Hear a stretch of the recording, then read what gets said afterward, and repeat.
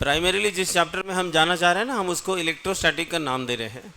Electrostatic कहते ही देखिए आपके मन में जो बात आना चाहिए वो क्या है, इस बात को समझें कि मान लीजिए आप इलेक्ट्रोस्टैटिक ही कह रहे हैं तो आपके मन में आना चाहिए कि थोड़ा ब्रेक कर लिया तो कुछ ऐसे लिख सकते हैं ना बेटा, इलेक्ट्रॉन एट रेस्ट, लिख सकते हैं कि नहीं लिख सकते? या ऐसे समझ लें कि हम बोल रहे हैं चार्जेस एट रेस्ट बोल दें तो भी चलता है, ठीक है? तो इसका मतलब जब आप इस चैप्टर की बात कर रहे होंगे आप इस बात की परवाह नहीं करेंगे कि चार्ज चल रहे हैं कि नहीं चल रहे हैं। जब हम उसकी परवाह करेंगे वो दूसरा सेक्शन आ जाएगा। तो फिलहाल इस यूनिट में हम बेसिकली बात कर रहे हैं कि जब चार्जेस रेस्ट में होते हैं तो वो क्या क्या करते हैं, ठीक है? चार्जेस जब रेस्ट में होते हैं तो वो क्या क्या करते हैं, इस बारे में हम थोड़ा बातचीत करने वाले हैं। और थोड़ा जिसके बारे में बात करना चाह रहे हैं ना, चार्जेस, जिसको हम चार्जेस कह रहे हैं, अब इस चार्जेस के बारे में हमको थोड़ा समझना पड़ेगा। और जब तक हम इसको समझेंगे नहीं हमको पता नहीं चलेगा ये क्या क्या बिहेव करता होगा, ठीक है? इनको आवाज़ दो, उधर नीचे कुछ है बेटे तो यहाँ देख लो यार। नहीं, मान लो मैं शाहरुख खान होता तो आप इधर देख रहे होते ना, तो ऐसे देखना है आपको। सब्जेक्ट से मज़ा लीजिएगा तो मार्क्स मिलेगा, नहीं तो मज़ा नहीं तो मार्क्स नहीं मिलता। तो हम बात कर रहे हैं चार्जेस एट रेस्ट की। इस चैप्टर में कंटेंट की बात करें तो हम पहला तो बात करेंगे इलेक्ट्रिक चार्ज है क्या, उनकी प्रॉपर्टीज़ है क्या, what are the properties of the charges. दूसरा हम बात करेंगे कि कंडक्टर्स और इंसुलेटर्स दरअसल क्या होते हैं। बेसिकली आप जानते भी हो कंडक्टर इंसुलेटर क्या है, लेकिन चार्ज के टर्म में भी हम समझेंगे इसको। तीसरा जो बात हम करने वाले हैं वो कि किस तरह से हम किसी भी बॉडी को चार्ज कर सकते हैं, what are the various method by which we can charge the body, right. और जो आखिरी चीज़ इस यूनिट की होगी वो कूलम्स लॉ और उसकी एप्लीकेशन से रिलेटेड होगी आज की क्लास के लिए, आज की क्लास के लिए, राइट। तो और मैं एक बात और कह रहा हूँ कि जो आपकी काम की लगे आप उसको जल्दी से नोट भी कीजिएगा, क्योंकि ये सब आपको शेयर होगा, इसमें कोई बात नहीं है। लेकिन आपके पास लिखा इसलिए होना चाहिए कि एटलीस्ट मोबाइल खो गया या पापा ने पूछ लिया कि बेटा क्या पढ़ाया था, तो 2-4 पेज तो हो दिखाने को, इसलिए लिखना है आप, हैं, ठीक है। तो मैं इस स्लाइड से आगे चलता हूँ और अब देखिए जिसकी बात हम कर रहे हैं इलेक्ट्रोस्टैटिक, अगर हम उसको ब्रॉडली 2 पार्ट में डिवाइड कर दें तो एक हुआ इलेक्ट्रोस्टैटिक्स, एक दूसरा क्या हुआ इलेक्ट्रोडायनेमिक्स। तो इलेक्ट्रोस्टैटिक्स का मतलब हम बात करेंगे चार्ज का स्टडी क्या है जब वो रेस्ट पे होंगे तो।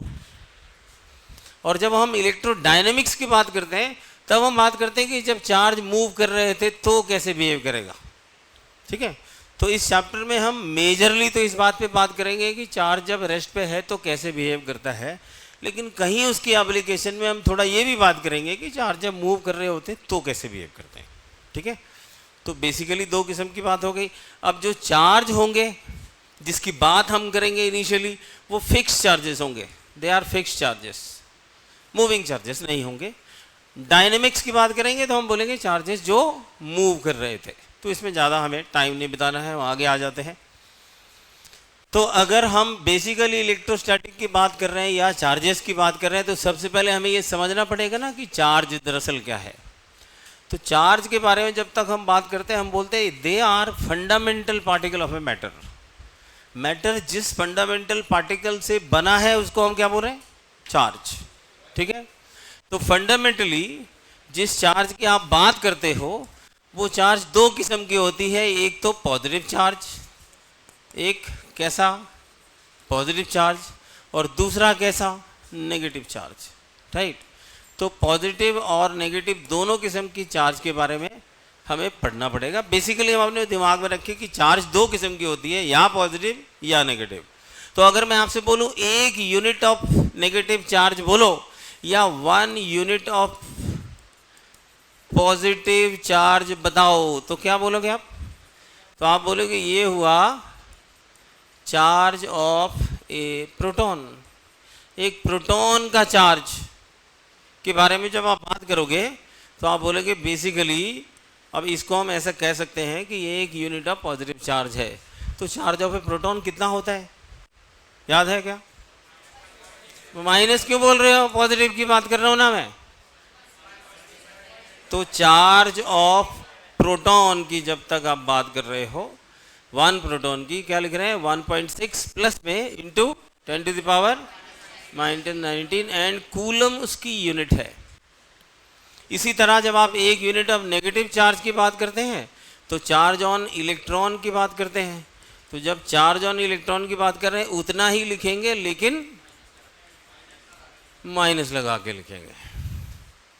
तो इन जनरल अब हमें समझ आया कि चार्ज का मतलब एक फंडामेंटल पार्टिकल है जिससे मैटर बना होगा। जैसे आपने पढ़ा ना केमिस्ट्री में कि कोई भी मैटर, कोई भी एटम क्या होता है, न्यूट्रल। न्यूट्रल का मतलब जितने पॉजिटिव चार्ज होंगे उतने ही नेगेटिव चार्ज होंगे। तो इसका मतलब जब हम एक एटम की बात कर रहे हैं हम बोल रहे न्यूट्रल है, कोई चार्ज नहीं है। लेकिन जब हम मान लीजिए किसी एटम में 10 प्रोटॉन थे और 10 इलेक्ट्रॉन थे और मैंने क्या किया, एक इलेक्ट्रॉन हटा लिया, तो इलेक्ट्रॉन हटाते ही ज़्यादा क्या हो गया, यानी कि वो पॉजिटिवली चार्ज हो गया। इसी तरह अगर मैं उस एटम से एक प्रोटॉन हटा लूं तो इसका मतलब अब वो, तो इसका मतलब दो किस्म के चार्ज बेसिकली हमको मैटर में देखने को मिल रहे हैं। आइए अब थोड़ा आगे चलते हैं अगली स्लाइड पे। तो अब चार्ज का ओरिजिन के बारे में अगर हम बात कर रहे हैं तो हम बोल रहे सपोजिंग कोई ये एटम है, मान लीजिए ये कोई एटम है, इसमें क्या है n नंबर ऑफ प्रोटॉन भी है और n नंबर ऑफ इलेक्ट्रॉन भी है। इस वजह से जितना नंबर ऑफ प्रोटॉन है उतना ही नंबर ऑफ इलेक्ट्रॉन है। तो इसका मतलब जितना Q टोटल प्रोटॉन के लिए होगा उतना ही Q टोटल किसके लिए होना चाहिए, इलेक्ट्रॉन के लिए होना चाहिए। और इसी कारण हम इस चीज को क्या बोलते हैं, न्यूट्रल बोलते हैं। लेकिन मान लीजिए मुझे न्यूट्रल अच्छा नहीं लगता है, बोलो नहीं यार न्यूट्रल क्या होता है, या तो प्लस हो या तो माइनस हो। तो अगर मैं ऐसा चाहता हूँ तो मैं क्या करूँ, इसमें से, इस पर्टिकुलर में से मान लीजिए मैंने एक इलेक्ट्रॉन हटा लिया, दिस इज रिमूव्ड। तो जैसे ही मैंने एक इलेक्ट्रॉन हटा लिया अब मुझे दिखेगा कि जिससे मैंने हटाया उसका एक पॉजिटिव चार्ज बढ़ गया ना, यानी कि वो बॉडी कैसी हो गई, पॉजिटिव, यानी the body becomes positively charged, body becomes positively charge. Check कर लेना आपको नज़र भी आ रहा है या नहीं, समझ भी आ रहा है या नहीं, कोई दिक्कत है तो बताइए, बस आप देखते रहिए। ऐसे ही मान लीजिए मैंने इलेक्ट्रॉन जैसे हटाया तो ये पॉजिटिव चार्ज हो गया। अब मान लीजिए इसमें से मैं प्रोटॉन हटा लेता तो ये नेगेटिव चार्ज होता है, यानी जिसमें कोई चार्ज दरअसल नहीं था, जो न्यूट्रल था, हमने उसको चार्ज बॉडी बना दिया। दिस इज हाउ वी से दी ओरिजिन ऑफ चार्ज। ठीक है, तो न्यूट्रल बॉडी में से इलेक्ट्रॉन हटा लिया तो आपको देखना होगा कम क्या हो गया और ज़्यादा क्या हो गया। पहले दोनों क्या थे, बराबर, जितने नंबर ऑफ इलेक्ट्रॉन थे उतने ही नंबर ऑफ प्रोटॉन थे। मैंने एक इलेक्ट्रॉन हटा लिया, हटाते ही प्रोटॉन की संख्या बढ़ गई, इसका मतलब पॉजिटिव चार्ज की संख्या बढ़ गई, इसका मतलब वो पॉजिटिवली चार्ज हो गया। ठीक है, याद रहेगा, अरे हाँ कि नहीं। अब इससे आगे चलते हैं, देखिए इस स्लाइड से आगे चलें। आप कुछ लिखना चाह रहे हैं तो लिखते रहो। देखिए ऐसा आपको लग सकता है कि मैं जल्दी में हूँ, ऐसा भी मुझे लग सकता है कि क्या पता आप धीरे धीरे लिख रहे हैं, लेकिन हम दोनों एक दूसरे की रिलेटिव स्पीड को मैच कर लें तो हो जाएगा जितना करना चाहते हैं। ठीक है, ये कोई इंट्रोडक्टरी क्लास नहीं है, मैं कौन हूँ, आप कौन है, आप किधर से पढ़े हो, कितना नंबर आया, ये सब नहीं पूछना हमको। हम पूछेंगे अगले साल बेटा अब क्या हुआ जेईई में, ऐसे पूछेंगे, अभी नहीं। ठीक है, ताकि कौन आपसे पूछ रहा है कितने मार्क्स है ये भी तो पता हो। अभी तो पता ही नहीं चलेगा आपने, आपको पूछा किसने था या मैंने किससे पूछा, मुझे ये भी नहीं पता चलेगा, मैं आपको जानता ही नहीं हूँ। थोड़े दिनों में एक दूसरे की शक्ल दूरदर्शन की तरह पहचान लेंगे, दूर से दिख जाएगा, अच्छा ये वो है, अच्छा ये वो है ना। चलिए मैं हटा लूँ, आइए देखिए आगे चले। तो अब अगर चार्ज के बारे में हम थोड़ा थोड़ा समझ गए हैं कि चार्ज कैसे होते हैं, फंडामेंटल पार्टिकल ऑफ मैटर होते हैं, या तो वो पॉजिटिव होते हैं या तो वो नेगेटिव होते हैं। किसी भी बॉडी को जो न्यूट्रल है अगर चार्ज करना हो तो या तो उसमें से इलेक्ट्रॉन हटा लो या उसमें से एक प्रोटॉन हटा लो, है कि नहीं। तो वो ओरिजिन ऑफ चार्ज का कॉन्सेप्ट भी आपके माइंड में है। तो अब हम जानना चाहते हैं कि प्रॉपर्टीज ऑफ चार्ज दरअसल क्या है। तो सबसे पहले जो सबसे इंपॉर्टेंट प्रॉपर्टी है, देखिए जिसको हमने इधर मेंशन किया है कि लाइक चार्जेस रिपेल करेंगे, अनलाइक चार्जेस अट्रैक्ट करेंगे, राइट। तो इसका मतलब ये हुआ कि अगर दो बॉडी पॉजिटिव पॉजिटिव हैं या दो बॉडी नेगेटिव नेगेटिव है, ऑब्वियसली इनमें भी रिपल्शन होगा और इसमें भी रिपल्शन होगा। लेकिन अगर इन दोनों में से कोई एक नेगेटिव हो जाता और दूसरा पॉजिटिव हो जाता, फॉर श्योर इन दोनों के बीच में क्या होता? अट्रैक्शन होता। तो इसका मतलब सिमिलर चार्ज रिपेल और डिसिमिलर चार्ज। अब देखिए जी ने इतनी छोटी बात में क्वेश्चन पूछ लिया, सोचो। उसने बोला एक बात बताइए, ध्यान से सुनना। उसने बोला दो बॉडी है, एक ऐसी बॉडी है ए, इसका चार्ज है पॉजिटिव, एक ऐसी बॉडी है बी, इसका भी चार्ज है पॉजिटिव। तो नेचुरली ये इसको क्या करेगा? तो आपने जैसे पढ़ा है कि बेटा सर ने बताया था भाई रिपल्शन होगा, हाँ रिपल्शन हो रहा है, इंफॉर्मेशन है क्वेश्चन का, ये स्टेटमेंट है, दिया हुआ है कि ऐसा हुआ। अब दूसरा पार्ट में बोल रहे हैं कि अच्छा भाई एक बॉडी ये है जिसमें पॉजिटिव चार्ज है, लेकिन एक दूसरी बॉडी सी है, एक दूसरी बॉडी सी है और ए अट्रैक्ट सी, ऐसे बोल रखा है। वो कह रहा है ए क्या कर रहा है? सी को अट्रैक्ट कर रहा है। तो बताइए चार्ज ऑफ सी क्या होगा? नेगेटिव के पॉजिटिव के न्यूट्रल के ऑल ऑफ देम। अच्छा मान लीजिए आपको समझ आ गया कि ये क्वेश्चन एक से ज़्यादा ऑप्शन वाला है, तो तब तो दूसरा ऑप्शन क्या मार्क करूं? मतलब एक ऑप्शन तो ऑब्वियसली आपने बोला कि ये पॉजिटिव है, तो अगर ये अट्रैक्ट हो रहा है तो इसका मतलब इसको नेगेटिव होना ही चाहिए। तो एक ऑप्शन चलिए आपने ये टिक कर दिया कि ठीक है जी नेगेटिव होगा, लेकिन अब दूसरा किस पे करूं? तो न्यूट्रल क्यों बोल रहे हो? क्योंकि अगर ये पॉजिटिव है, सोचो अगर ये पॉजिटिव है और ये इसको अट्रैक्ट कर रहा है, तो इसको नेगेटिवली चार्ज होना चाहिए था। तो इसका मतलब अगर ये नेगेटिव होता तो इसको अट्रैक्ट करता, ये मुझे समझ आया। अब न्यूट्रल कैसे दिमाग में आ रहा है आपके? हाँ जी,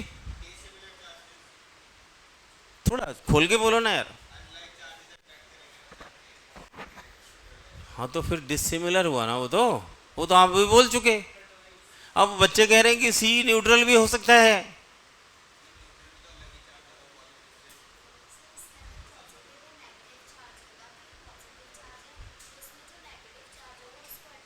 वेरी गुड। देखिए इसके अंदर नेगेटिव चार्ज भी होगा और पॉजिटिव चार्ज भी होगा।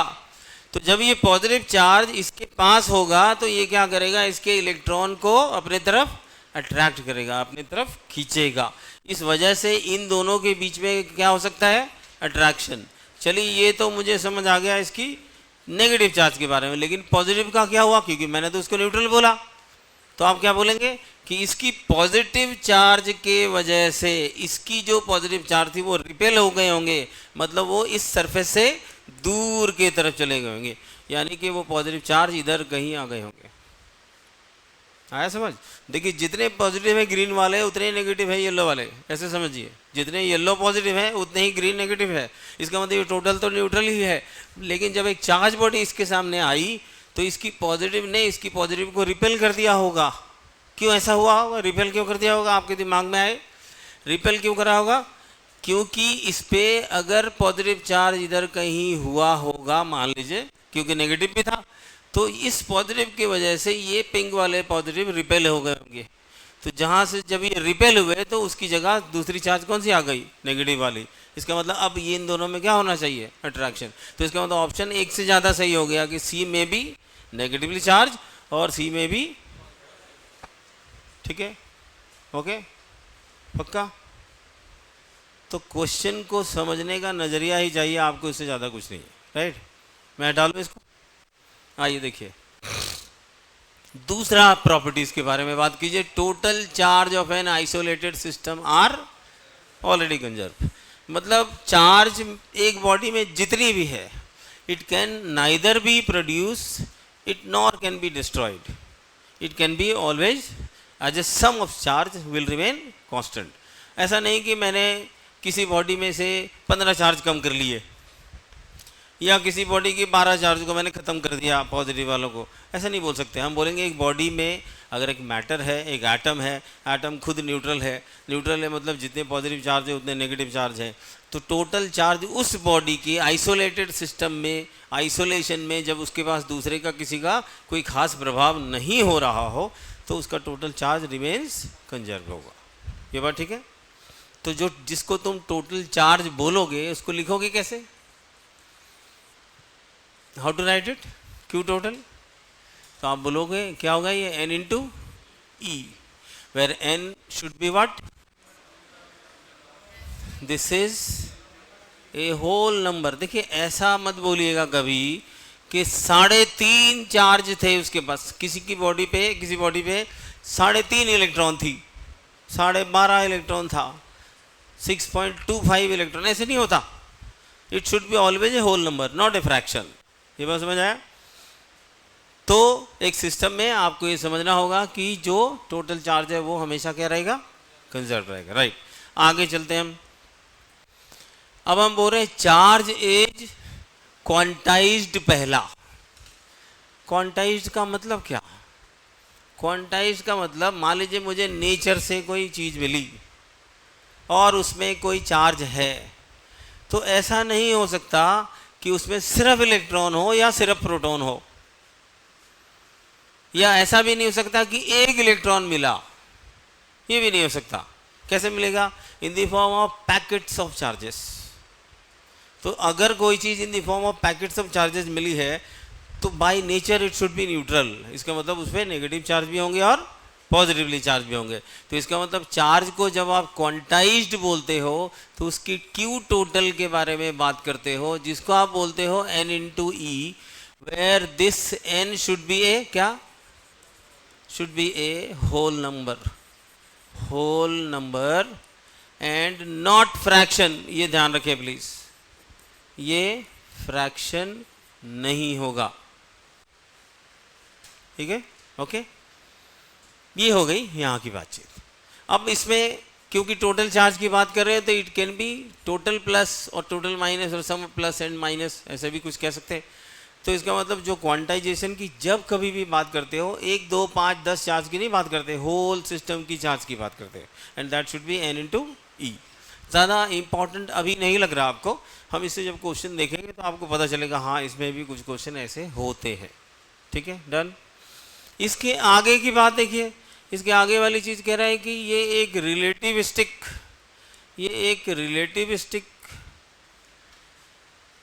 के हिसाब से चार्ज इज रिलेटिविस्टिकली इनवेरिएंट।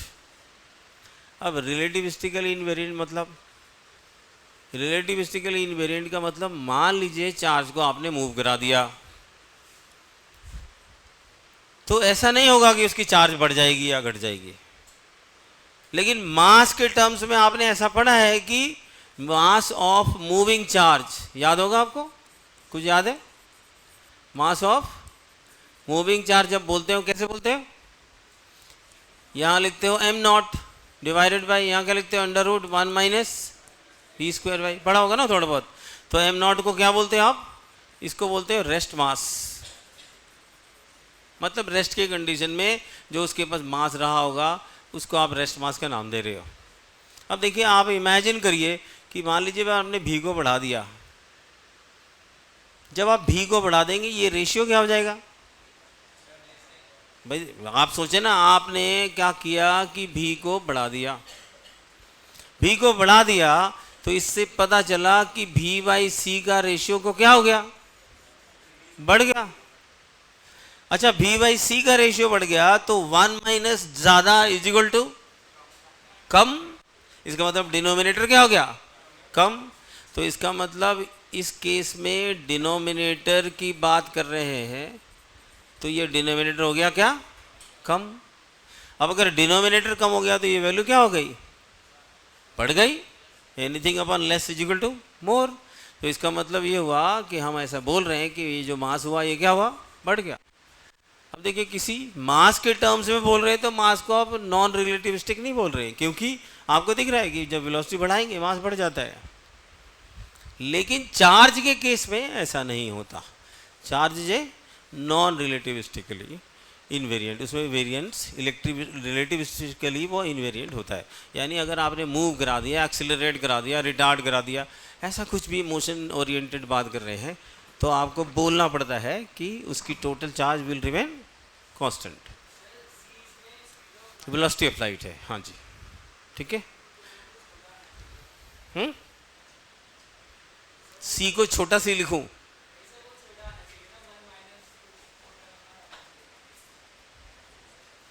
तो ये वाली चीज़ जो है, आप ऐसे देखें, एक चीज़ पे समझने की कोशिश करें। इमेजिन करिए, अच्छा चलिए इसी में डिस्कस कर लेते हैं, कोई बात नहीं। इमेजिन करिए बी को सी कर दिया मैंने, मतलब मैंने क्या करा, बॉडी की वेलोसिटी बढ़ाया बढ़ाया बढ़ाया और बी और सी बराबर हो गई, तो डिनोमिनेटर की वैल्यू कितनी हो गई, है ना। तो इसका मतलब जो मूविंग मास है वो कितना हो गया, इनफाइनाइट, जो कि पॉसिबल नहीं है। इसलिए हम न्यूटन्स लॉ ऑफ रिलेटिविटी से भी ये समझते हैं कि किसी भी इनर्शियल बॉडी को वेलोसिटी ऑफ लाइट से मूव नहीं कराया जा सकता, राइट, ठीक है। कोई दिक्कत है? ओके, देखिए ये बात समझ आई, क्या बढ़ गया क्या घट गया, मैं बोल रहा हूँ वेलोसिटी बढ़ाया तो ये रेशियो बढ़ गया, 1 माइनस ज़्यादा इज इक्वल टू कम, एनीथिंग अपॉन कम इज इक्वल टू ज़्यादा, ये बात ठीक है। आइए नेक्स्ट स्लाइड में जाते हैं। नेक्स्ट स्लाइड में वो कह रहा है charge is a scalar quantity and is additive in nature. It is a scalar quantity and it is additive in nature. मतलब पहली बात तो चार्ज का कोई ऐसा नहीं कि डायरेक्शन किधर है, ऐसा नहीं बोल सकते आप, तो वो स्केलर है। कितना मैग्नीट्यूड है इस बात का पता चलता है, किस डायरेक्शन में है इस बात का पता नहीं चल सकता, because it is a scalar quantity. अब एडिटिव इन नेचर का क्या मतलब, मान लीजिए एक बॉडी मैंने ले ली, कोई भी ऐसी बॉडी, सपोज करिए कि इसमें N1 जो है ये नंबर ऑफ इलेक्ट्रॉन है, और लेटेस्ट से N2 जो है ये नंबर ऑफ प्रोटॉन है, राइट। एक है नंबर ऑफ इलेक्ट्रॉन, ये है नंबर ऑफ प्रोटॉन। अब मैं आपसे पूछ रहा हूँ कि ये बता दीजिए कि एक सिस्टम जो दिया मैंने आपको, इसका टोटल चार्ज कितना हुआ, तो कैसे बताएंगे आप, इसका टोटल चार्ज कैसे बताओगे। तो Q के बारे में आप पहले से जानते हो ना, Q इक्वल टू क्या होता है, N इंटू ई, पढ़ा था ना आपने। तो अब जब Q टोटल की बात करेंगे तो मुझे दोनों का ध्यान रखना पड़ेगा ना, N1 और N2 दोनों का। तो हम क्या बोलेंगे, N1 times charge of electron which is negative, और N2 times charge of proton it is equal to positive. तो इसका मतलब N1 minus N2 times what, E, और E की वैल्यू कितनी होती है बेटे, 1.6 इंटू 10⁻⁻19। जब आप ये वैल्यू लिख लेंगे तब आप इसको किस यूनिट में लिखिए, कूलम्स। तो इसका मतलब बेसिकली आपने क्या किया, चार्ज को साइन के साथ ऐड कर दिया। ध्यान से देखो, मतलब इसमें आपने दरअसल क्या किया कि जो चार्ज जब Q टोटल लिखा तो आपने लिखा Q पॉजिटिव वाला कितना प्लस Q नेगेटिव वाला कितना, ऐसा लिखा। तो ऐड तो किया आपने, ये बात ठीक है। तो इसीलिए आप इसको बोल रहे हैं क्या, it is additive in nature, याद रहेगा। अभी कुछ ज़्यादा कुछ है नहीं, और इतना भी नहीं है कि आपको समझ नहीं आ रहा है, या इतना भी नहीं है कि मान लीजिए हमने ये बात नहीं समझी तो अभी पता चला कि घर जाके मेरा पता नहीं क्या होगा, ऐसा भी कुछ नहीं है। लेकिन ये समझना इसलिए ज़रूरी है कि फंडामेंटल बातें समझेंगे तो आजकल की जेई में कुछ क्वेश्चन आप देखिएगा ऐसे आते हैं जो एकदम फंडामेंटल पार्ट से क्वेश्चन होता है कि बच्चा उस थ्योरी को छोड़ के जाता है और पता चला उसे एक क्वेश्चन आ गया। तो इसलिए इन फंडामेंटल चीज़ों की ज़रूरत है। यहाँ तक ठीक है, कंफर्टेबल है, आपको कोई दिक्कत तो नहीं, या किसी को भूख लग रही है आइसक्रीम खिलाओ पानी पिलाओ, ऐसा तो नहीं, पक्का। हाँ तो ठीक है, तो फिर आप बैठे रहना और क्लास का मज़ा लेते रहो। समझ नहीं आया तो मैं जिंदा हूँ, मुझे बताते रहना। अब देखिए मैंने एक क्वेश्चन लिखा, 1 quantum of charge should be at least equal to charge in coulomb, ऐसे कुछ कह रहे हैं। एक क्वांटम स्मॉलेस्ट पैकेट का मतलब क्या हुआ, तो कितना लिखोगे, इनमें से क्या ऑप्शन सही लगता है आपको। तो उसमें से ये वाला मैं मार्क करूं, क्या नहीं करूं, क्या ये मार्क करूं, क्या ये भी नहीं करूं। तो देखिए इसमें क्या है कि कोई भी जानता है कि इसका आंसर ये सही है, एकदम आसान क्वेश्चन है। पता ही नहीं चला कि क्वेश्चन कब हो गया, क्योंकि हम बहुत बार जानते थे कि अब जैसे मैं आपसे पूछूं 2 2 जा, बोलो ना यार, 3 5 जा, 4 2 जा, 19 17 जा, नहीं निकल रहा है मुंह से, देखो क्यों? अरे प्रैक्टिस नहीं है, बस इतना ही तो फर्क है। नींद में भी कोई आपसे 2 2 जा पूछे 4 निकल जाता है, आप गौर करना, क्योंकि इतना बार आपने करा है कि बताने की दिमाग को जरूरत ही नहीं पड़ती क्या बोलना है ना। तो जब धीरे धीरे प्रैक्टिस होगी तो ये चीज़ें आपको ऐसे देख के पता चल जाएगा क्या है। अभी आपको ऐसा लगता है कि ये सब क्या हुआ, कहाँ से आया, कोई बात नहीं, यहाँ तक ठीक है। आइए देखिए, विच ऑफ द फॉलोइंग पढ़िए जरा, और आप मुझे सोच के बताएं कैसे किया जाना चाहिए। आप में से जो भी बताया उसको एक आइसक्रीम मिलेगी, नहीं बोल रहा हूँ, खाली आइसक्रीम बोला है मैंने, तो ये नहीं कि मांगने लग जाओ आप। जरा बताओ, जल्दी से बोलो।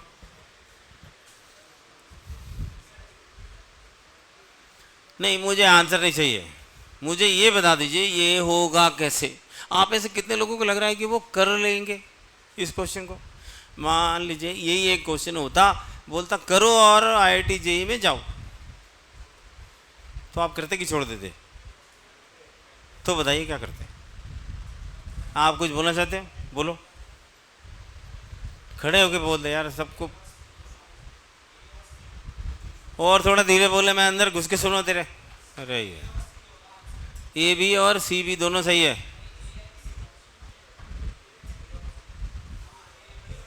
दोनों सही है, A B है सही और C B है सही, बच्चा कह रहा है भाई। और कोई एक बच्चा, देखो मैं ईमानदारी से बता रहा हूँ, मुझे इस बात से लेना देना ही नहीं है कि सही है कि गलत है। मैं देख रहा हूँ कि उसने इतना हिम्मत किया या उसने इतना कॉन्फिडेंस दिखाया कि खड़े होकर बोलूँ, ये होना चाहिए, ठीक है। गलत या सही वो बाद में देखते हैं, बैठ जाओ आप प्लीज़, बोलो बेटे। बच्चा कह रहा है B ही सही है भाई, ये A और C तो सही नहीं है, तो अब आप दोनों को आपस में लड़ना चाहिए, लेकिन अभी नहीं, उधर बाद में लड़ेंगे। तो एक तीसरा आदमी चुन लेते हैं कोई, हाँ कुछ चुनो, बोलो। ये बच्चा कह रहा है A होगा, तो मतलब 3 आदमी 3 आंसर आ गया। अब चौथा कोई और? हाँ अच्छा, B वाले 2 जने हो गए, तो कैसे पता चलेगा कौन सही है? आप में से कोई बोलना चाहते? नहीं? अरे देखो, शर्म करने की क्या बात है, देखो शर्म मत करो, जो मन में आ रहा है बोलो ना। क्या बोलते? अच्छा, पता कैसे चलेगा, हम पहले ये समझे। हाँ, ये बच्चा कह रहा है D, देखो, तो मतलब सब सही हो गए, सब सब सब A B C D सब सही हो गए।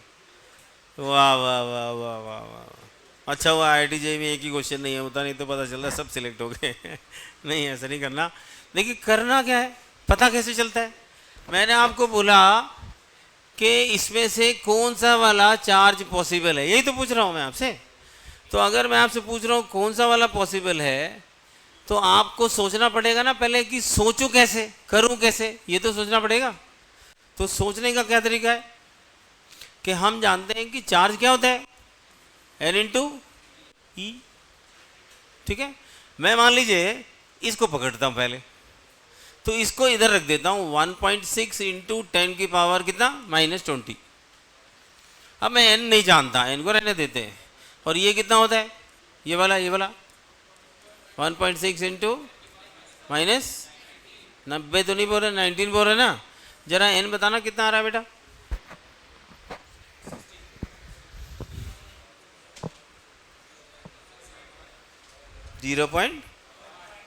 अब ऐसा कोई चार्ज हो सकता है कि 0.1, 6.5, पौने 8, ऐसे नहीं होता ना, इसका मतलब ये नहीं हो सकता। ये बात समझ आया क्या? बात ऐसे ही सबको देख लेना, जो हुआ उसमें टिक कर देना, जो नहीं, मतलब N should be a whole number, ऐसा होना चाहिए। 3, 5, 8, 12, 18 ऐसे होना चाहिए।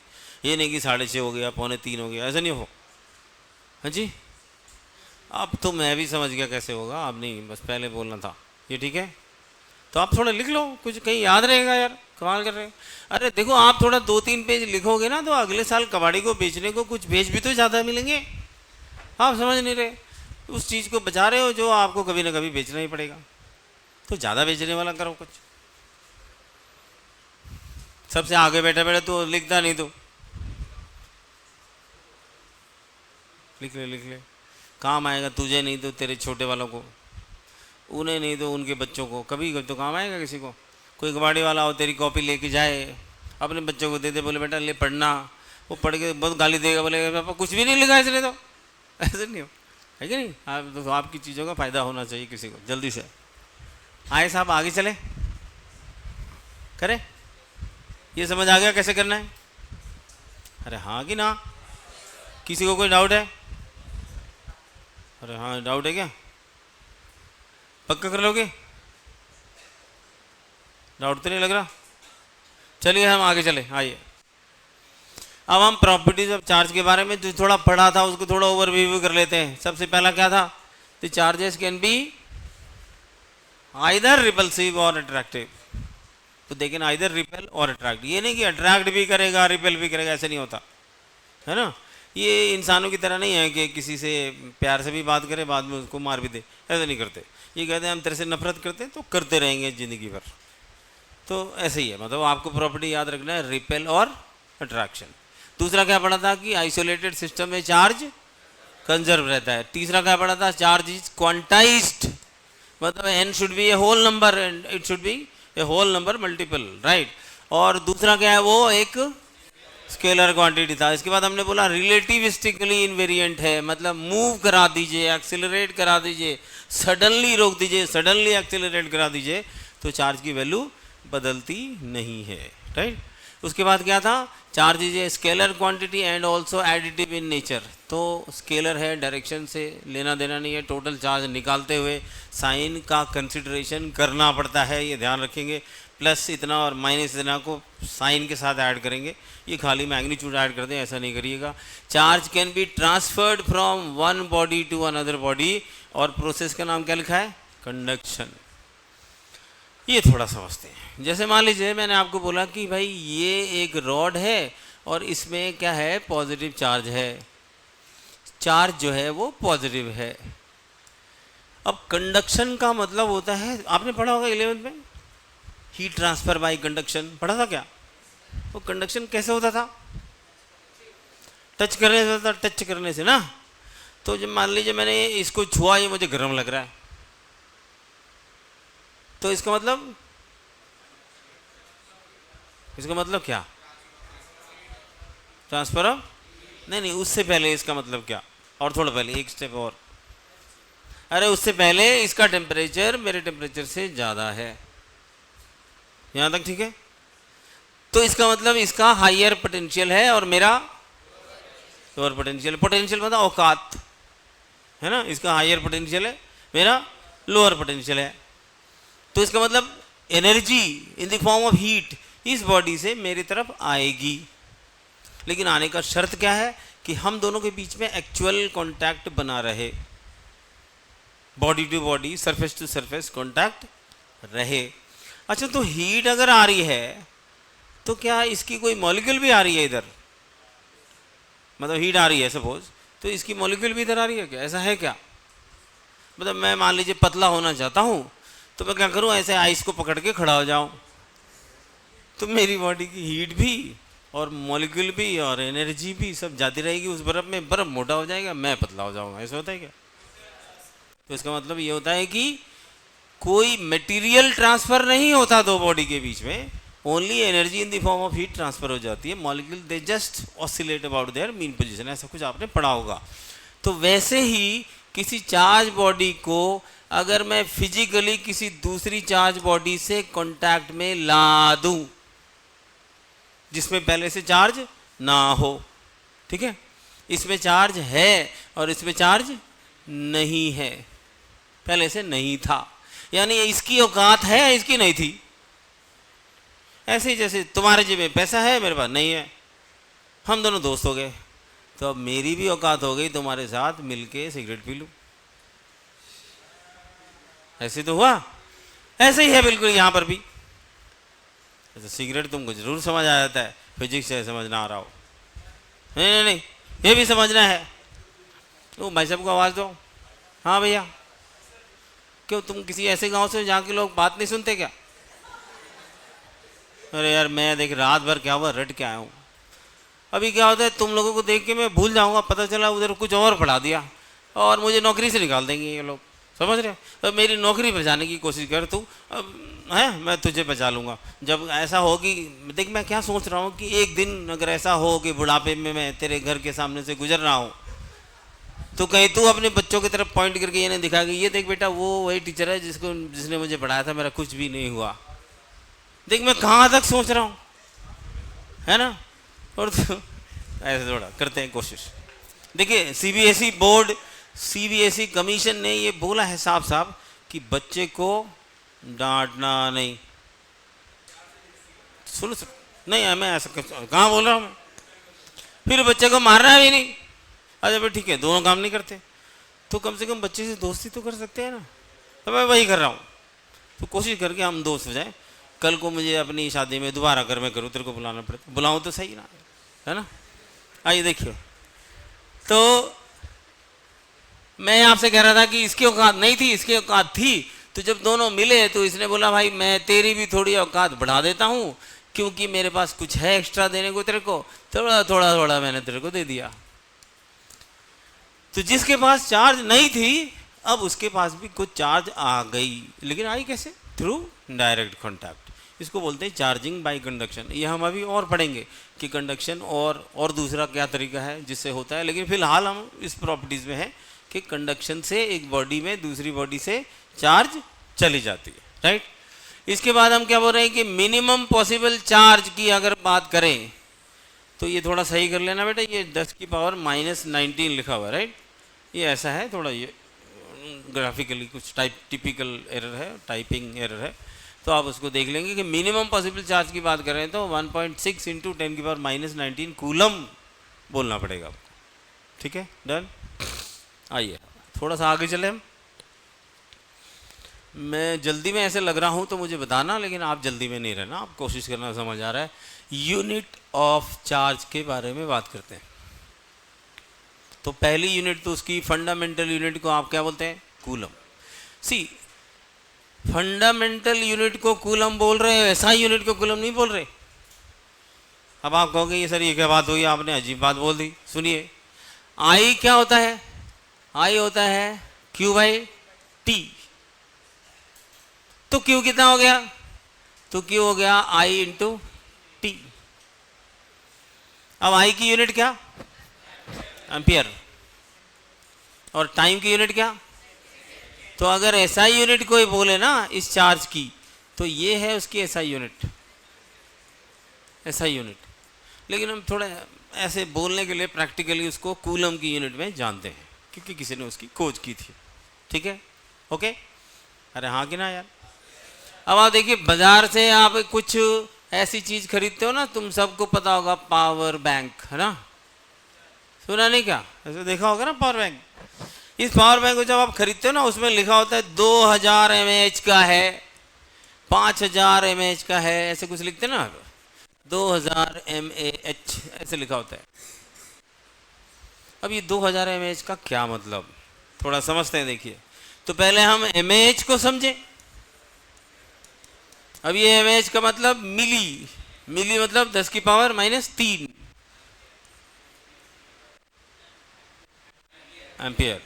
अब आवर को क्या करूं? अरे भाई आवर को 60 मिनट × 60 सेकंड कर सकते हैं क्या? अरे हाँ कि ना बोलो? अरे भाई हाँ कि ना यार? तो ये कितना हो गया जरा देखो, करो ना।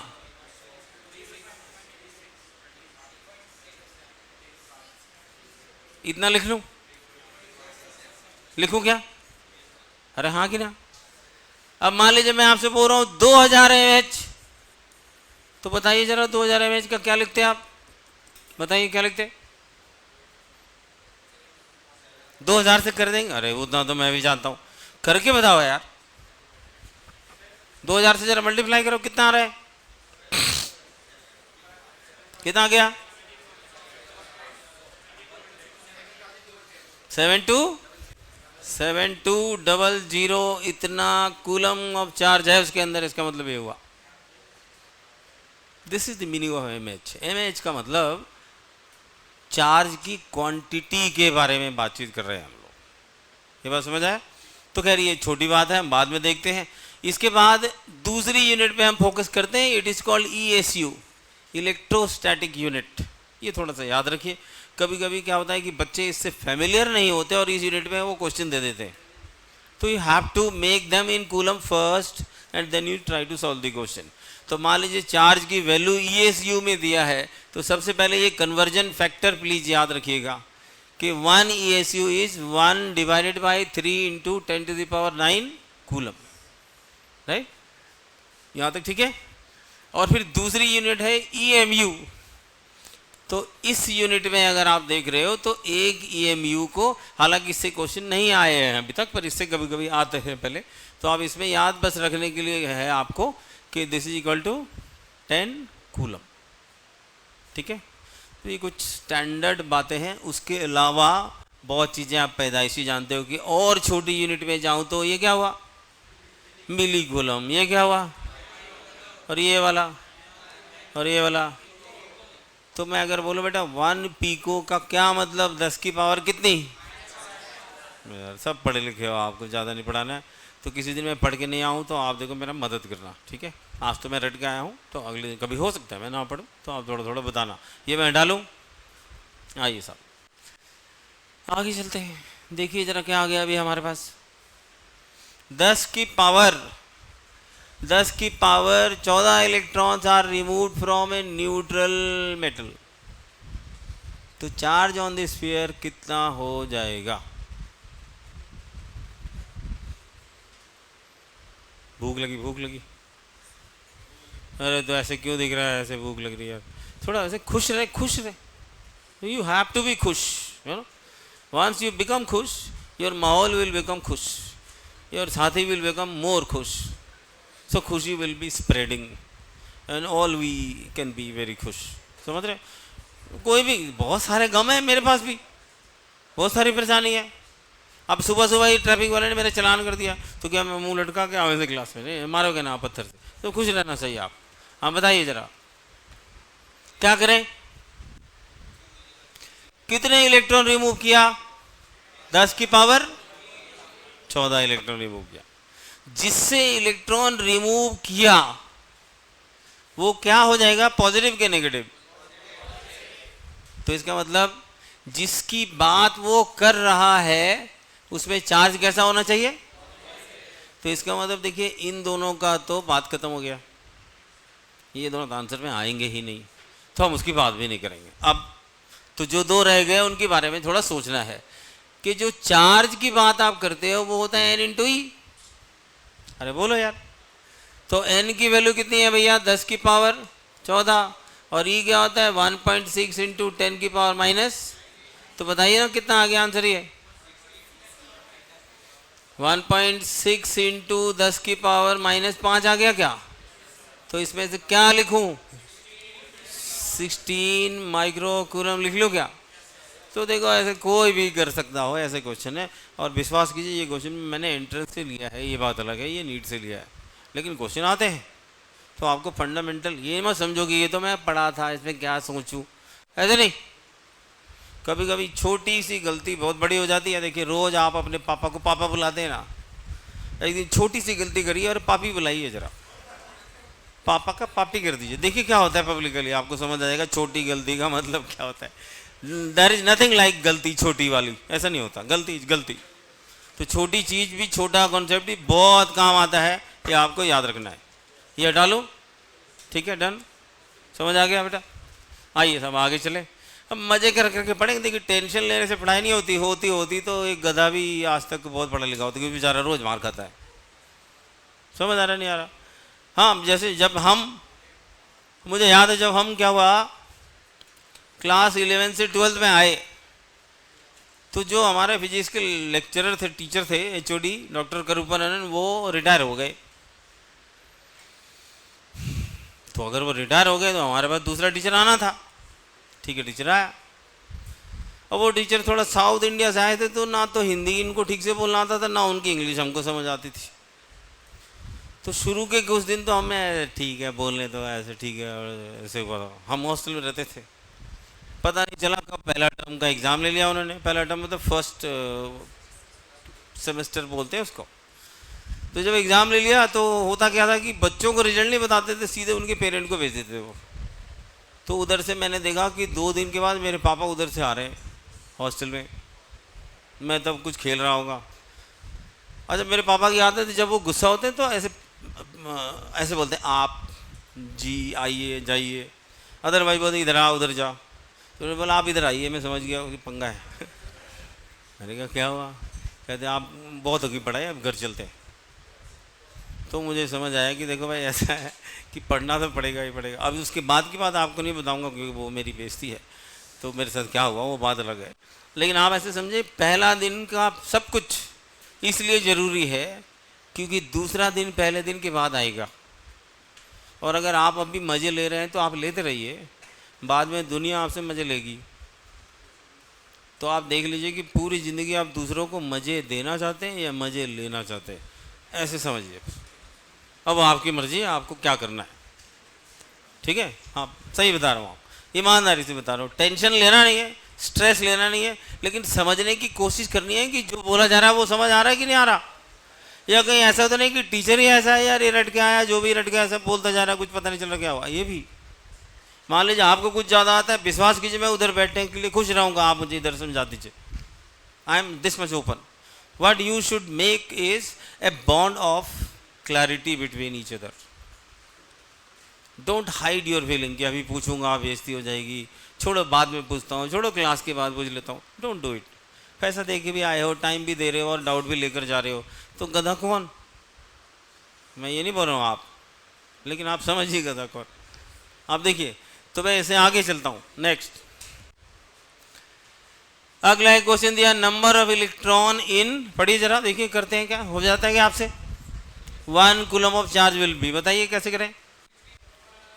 ऐसे देख के अगर बता सकते हो बेटे तो फिर मान लीजिए किसी क्वेश्चन को आप देखते ही बता दिया, ऑप्शन सी है, तो सोचो क्या न्यूटन मेरे दादाजी हैं?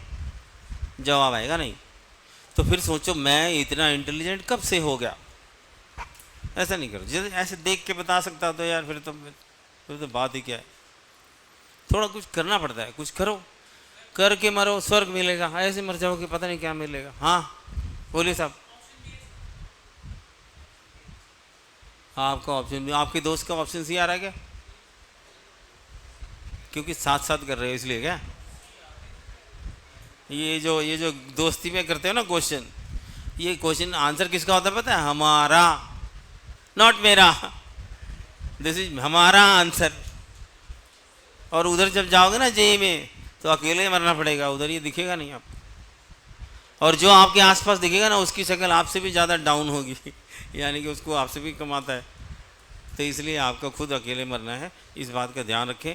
कोशिश करिए बेटा, 1 2 4 बच्चे बोल रहे हैं, बाकी कुछ बच्चे बात कर रहे हैं, एक बच्चा पीछे बैठ के हाथ को ऐसे उठा रहा है कि पता भी ना चले हाथ उठा, थोड़ा ऐसे उठा ले, कुछ जा रहे थे यार। हाँ कितना आ रहा है? सर भी आ रहा है कि आंसर भी आ रहा है? आंसर भी आ रहा है, सर थोड़ा पहले से आया हुआ है।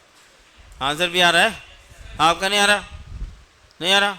नहीं आ रहा तो कोई बात नहीं, आता थोड़ी है, लाना पड़ता है। देखो ये बात पक्का है ना। बच्चे में से कहते हैं सर समझ नहीं आया, मैं बोलता हूँ नहीं रुक, ऐसे बोल, समझ नहीं पाया। तू समझ नहीं आया बोल रहा, गलती मेरी लग रही है सुनने वाले को। बोल समझ नहीं पाया, आप सुनने वाले को लगी तेरी गलती। अब देखिए there has to be a clarity between the communication. तो मैं क्या बोल रहा हूँ, number of electron in 1 coulomb. अरे तो चार्ज की वैल्यू 1 कूलम है,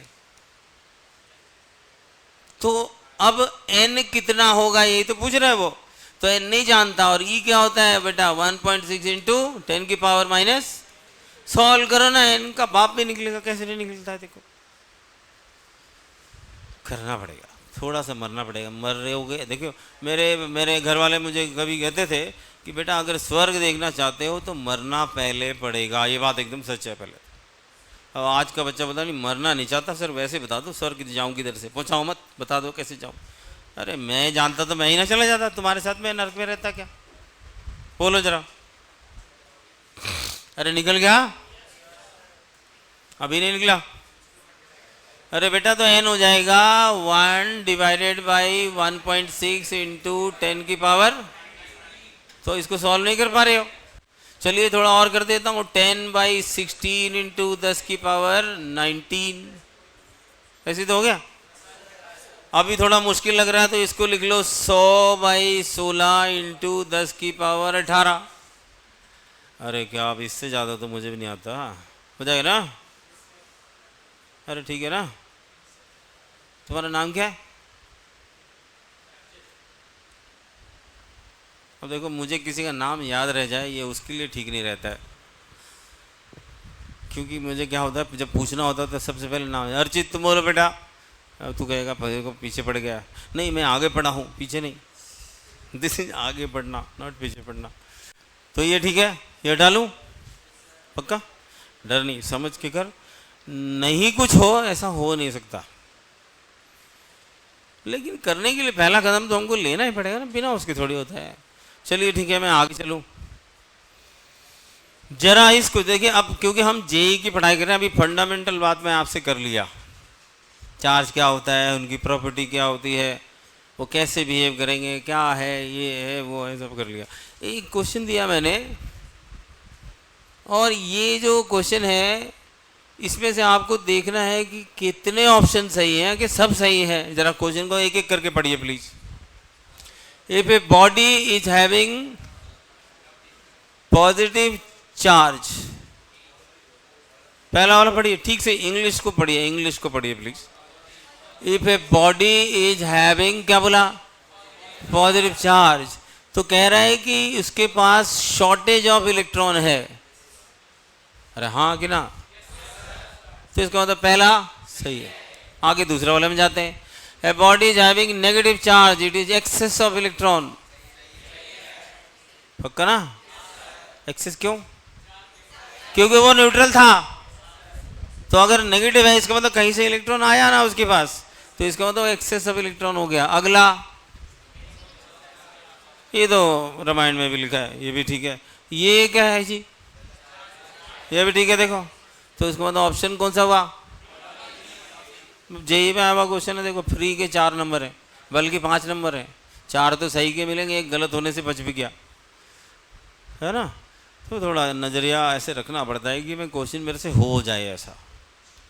मैं जानता हूँ आप में से कुछ लोग होंगे मेरे को गाली दे रहे होंगे, गाली दीजिए, लेकिन पढ़िए, दुनिया की सारी बदमाशी कीजिए, मुझे कोई मतलब नहीं है। आप मेरे रिजल्ट में ऊपर दिखिए बस, मैं आपके साथ चलूँगा जहाँ जहाँ बोलोगे आप। जी भाई साहब। हाँ तो ये होल नंबर नहीं थे, क्या थे? अब यार ऐसे कैसे होता है? चार्ज नहीं है बोल सकते हैं, ऐसे बोलना चाहिए क्या? बात चार्ज की कर रहे हैं और वो नहीं है बोल रहे हैं। होल नंबर मतलब excluding zero, we should not say it is zero. तो बॉडी तो न्यूट्रल है ही है ना। मान लीजिए एक मैटर, एक एटम की बात कर रहे हैं, वो तो न्यूट्रल ही है ना। अगर हम चार्ज की बात कर रहे हैं तो न्यूट्रल से बाहर आओ ना थोड़ा, है ना? सिस्टम की बात मत करो, उस पर एक्सेस चीज की बात करो, एक्सेस की बात करो, डेफिशिएंसी की बात करो। आज होल तो न्यूट्रल है ही है, उसमें कोई बात नहीं। ठीक है, क्लियर है? हटा लूं? पक्का? सिस्टम की बात कर रहे हैं। नेक्स्ट आगे जाइए जरा please. Now difference between charge and mass. तो देखिए बहुत सारी चीज आपको पता है, क्या क्या? कि जो मास है वो ऑलवेज पॉजिटिव होता है, कभी नेगेटिव नहीं होता। लेकिन चार्ज पॉजिटिव भी हो सकता है, नेगेटिव भी हो सकता है, ये बात ठीक है। अगला देखिए पढ़िए, इंट्रिंसिक प्रॉपर्टी ऑफ मैटर होता है, मतलब एक मैटर में अगर कुछ है तो मास तो पक्का ही होगा, चार्ज हो चाहे ना हो, है ना? और वो क्या है? वो भी इंट्रिंसिक प्रॉपर्टी ऑफ मैटर है, मतलब कोई मैटर है तो उसमें चार्ज बेशक होगा, ये अलग बात है कि टोटल वो न्यूट्रल हो सकता है, ये बात अलग है। कि जितने प्रोटॉन है मान लीजिए उतने ही इलेक्ट्रॉन भी है, तो total charge as a magnitude तो जीरो है, लेकिन उसके अंदर चार्ज तो है, ये बात ठीक है। अगला है स्केलर क्वांटिटी, ये भी है, स्केलर क्वांटिटी वो भी है, ये भी ठीक है। अगला है कि mass is always considered positive, हाँ ठीक है भाई, लेकिन चार्ज कभी पॉजिटिव भी हो सकता है, कभी negative, depending upon the type of formation of charge. ठीक है, ओके आगे चलो। लिख रहे हैं कुछ लोग, लिखो बेटा। अच्छे से लिखो, ठीक से समझो, समझ नहीं आ रहा तो भी बताओ, समझ आ रहा है तो भी बताओ। कोशिश ऐसे करो कि आपको वो चीज़ जाके रटना ना पड़े, मज़े मज़े में पढ़ के समझ लिया। हटा लो। आइए आगे चलते हैं। इसके बाद चार्ज और मास में थोड़ा सा और फर्क क्या है, देखिए charge exerts electrostatic force on another charge at A distance. Charge अगर किसी दूसरी चार्ज पे कोई फोर्स लगा रहा है उसका नाम क्या हुआ, इलेक्ट्रोस्टैटिक फोर्स। अच्छा, वो जो फोर्स है वो दो किस्म की होती है, कैसी कैसी होती है, या तो अट्रैक्टिव होगी और या तो रिपल्सिव होगी। तो फोर्स दो किस्म की हो सकती है, आइदर कैन बी अट्रैक्टिव और कैन बी रिपल। लेकिन जब मास की बात करेंगे तो एक मास किसी दूसरी मास पे जब फोर्स लगा रहा है तो वो कौन सा फोर्स होता है, आप पढ़ के आए हो उधर से, क्या न्यूटन्स में ना, ग्रेविटेशनल फोर्स। तो मास किसी बॉडी पे अगर कोई फोर्स लगाता है तो it is by virtue of gravitation force. लेकिन चार्ज किसी दूसरी चार्ज पे अगर फोर्स लगा रहा है तो it is by virtue of, और it is termed as electrostatic force. यहां तक ठीक है, राइट? पक्का? हम आगे चलें। आइए सब देखिए, आगे चलते हैं। Charge can not exist without mass. थोड़ी बड़ी बात है, इस बात को समझना। Charge can not exist without mass, mass can exist without charge. ये बात समझ आ रही है आपको? किसी बॉडी में मास हो, चार्ज ना हो, या किसी बॉडी में चार्ज हो और मास ना हो, तो कौन सी वाली बात ज्यादा ठीक है? किसी में चार्ज लिखा ना, देखो, charge can not exist without mass. भाई आपने किसी को बोला कि चार्ज है, अरे तो उसमें प्रोटॉन होगा या इलेक्ट्रॉन होगा। तो अगर प्रोटॉन और इलेक्ट्रॉन है तो क्या उनके मास नहीं है? तो इसका मतलब जिस बॉडी में चार्ज है उसमें कोई मास होगा ही होगा, ठीक है? लेकिन ये जरूरी नहीं है कि जिसका कोई मास हो उसमें कोई चार्ज भी हो, ऐसा जरूरी नहीं है। It can B neutral also. ये बात ठीक है? इसके बाद magnitude of charge is independent of its speed, जो कि मैंने बोला था ना, रिलेटिविस्टिकली इनवेरिएंट है, यानी मूव कराने से, एक्सेलरेट कराने से चार्ज का कुछ बिगड़ता नहीं है। और दूसरा, mass is independent of its magnitude of mass is not independent of speed. अभी हमने बोला था ना कि m जो होता है वो क्या होता है, m not divided by under root of 1 minus v square by c square, बोला था ना। तो इसका मतलब वेलोसिटी के अकॉर्डिंग मास का कुछ चेंज हो सकता है, लेकिन चार्ज में ये बात नहीं होते, है ना? एकदम छोटी छोटी बात है। आजकल क्या हो रहा है कि आप अगर थोड़ा कोविड से निकले हैं तो आपको भी मालूम होगा कि 2018 में एक रेजोल्यूशन बनाया गया कि भाई क्वेश्चन का लेवल ऐसा होना चाहिए। अब देखिए क्या होता है कि आप में से बहुत सारे लोग पब्लिक स्कूल में पढ़ते हैं, बड़ी बड़ी स्कूल में बड़ी बड़ी फीस देते हैं, लेकिन कुछ ऐसे बच्चे हैं वो बेचारे गवर्नमेंट स्कूल में पढ़ते हैं, वहाँ कभी टीचर आता नहीं है, कभी टीचर आता है तो वो पता चला कि ताश खेल रहा है, क्लास में जाता नहीं, बच्चों को पढ़ाता नहीं है। वो बच्चा भी 12वीं पास हो गया, ये बच्चा भी 12वीं पास हो गया, दोनों ने जेईई का एग्ज़ाम दिया। बोलिए पास होने की प्रोबेबिलिटी किसकी ज़्यादा हुई? उसकी हुई, इसकी नहीं हुई। तो बोर्ड ने डिसाइड किया कि क्वेश्चन का लेवल ऐसा होना चाहिए, ना तो उसके लिए आसान हो ना इसके लिए मुश्किल हो। तो कैसा हो? फंडामेंटल हो जाए। तो जब क्वेश्चन को फंडामेंटल फॉर्मेट में ले आएंगे तो आपको दिखेगा कि यार क्वेश्चन में कुछ ऐसी बात होती है कि क्वेश्चन सीधे तरीके से कभी समझा नहीं जा सकता। जैसे कभी कभी मैं आपसे थोड़ा अलग ले जाऊं, आपको समझाना चाह रहा हूं कि मैं क्या बोल रहा हूं।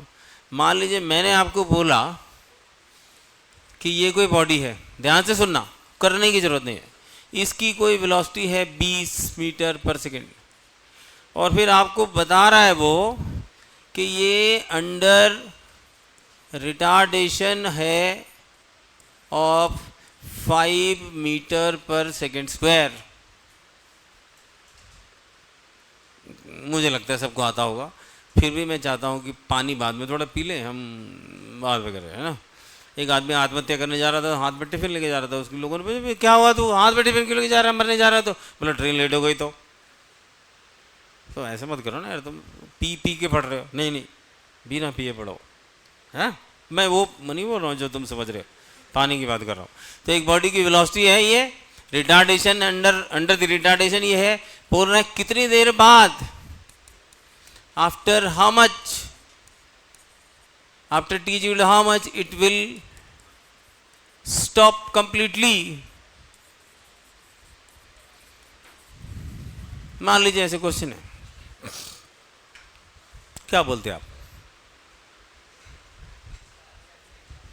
देखो अभी जल्दी से मुंह मत खोलो, सोच लो, क्या पता हो जाए, क्या पता ना हो। अच्छा हो जाएगा ऐसा कितने लोग बोल रहे हैं? क्यों बाकी लोग नहीं जानते, कह रहे हैं पढ़े लिखे नहीं हो? आप सब ये सोच रहे हो। देखो मैं पक्का भरोसे से जानता हूं कि आप सबको पता है कि मुझे दिख तो रहा है ये यू है, देखिए मुझे दिख तो रहा है ये यू है, मुझे दिया तो गया है कि भी जीरो है, मुझे ए के बारे में दिया तो है ये -5 है, रिटार्डेशन है, तो भी इक्वल टू कितना हुआ, u प्लस 80, ये हुआ 0, ये हुआ 20, ये हुआ -5, t नहीं मालूम, t कितना आ गया 4 सेकेंड्स। अनफॉर्चुनेटली ऑप्शन में 4 था ही नहीं,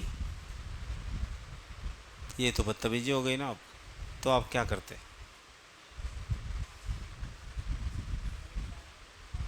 अब आप समझने की कोशिश की, देखिए एग्जामिनर ने क्या सोचा, समझना।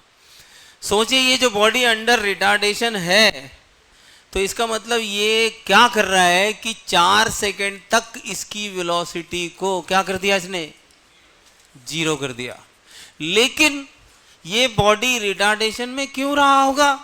क्योंकि जरूर इस पर कोई ना कोई फोर्स इधर की तरफ लग रही होगी, इसी ने तो इसको रिटार्ड किया होगा। सोच के देखो, तो जब ये बॉडी उधर जाके रुक गई तो क्या ये फोर्स लगनी बंद हो गई क्या? तो इसका मतलब ये बॉडी अब इधर की तरफ आएगी और ये बॉडी कयामत तक चलती रहेगी जब तक कि ये फोर्स लगता रहे। टाइम कितना हो गया, इन्फिनिटी। समझ आ रहा क्या हुआ? आपने किसी बॉडी को 20 मीटर पर सेकंड से ऊपर फेंक दिया, बताओ कितनी देर में रुक जाएगी? क्या बोलोगे? कंप्लीटली रुक जाएगी। तो आप बोलो, देखो कैसे करते हो आप बोलते हो हमने फेंका इधर की तरफ 20, इधर की तरफ a की वैल्यू -10 ले लेते हैं, ग्रेविटी वाला है ना, और v की वैल्यू क्या बोल रहा है वो 0, तो यहाँ से v इक्वल टू क्या लगाया, u प्लस 80, v को किया 0, u को किया 20, a को किया -10, t को किया t, तो t हो गया 4। तो क्या 4 सेकंड में ये बॉडी वहाँ जाके रुक गई? अब उसको एरोप्लेन से लाते हो रुकने के बाद कि बॉडी अपने आप आ जाती है? आती है ना। इसका मतलब जब इधर से जा रही थी तो 20 को 0 किया ग्रेविटी वाली फोर्स ने, तो जब ये 0 हो गई तो ग्रेविटी फोर्स क्या लगनी बंद हो गई क्या? वो तब भी तो लग रही थी। तो अब बॉडी वही फोर्स जिसने पहले रिटार्ड किया था, अब इसको क्या करे, एक्सेलरेट करेगा। अब नीचे से जमीन हटाते रहिए ना, बॉडी जाती रहेगी तो इन्फिनिटी तक जा रही है। अब देखिए आपने सोचा क्या था, एग्जामिनर ने क्या सोच लिया, दिख रहा है? 30 लोगों का कमीशन होता है, 30 people are commission to design 3 to 4 question maximum in a year for IIT JEE। तो एक आदमी को एक साल में 4 क्वेश्चन बनाना है, मेरे पास एक क्वेश्चन को डिजाइन करने को कितना दिन है, कम से कम 3 महीने।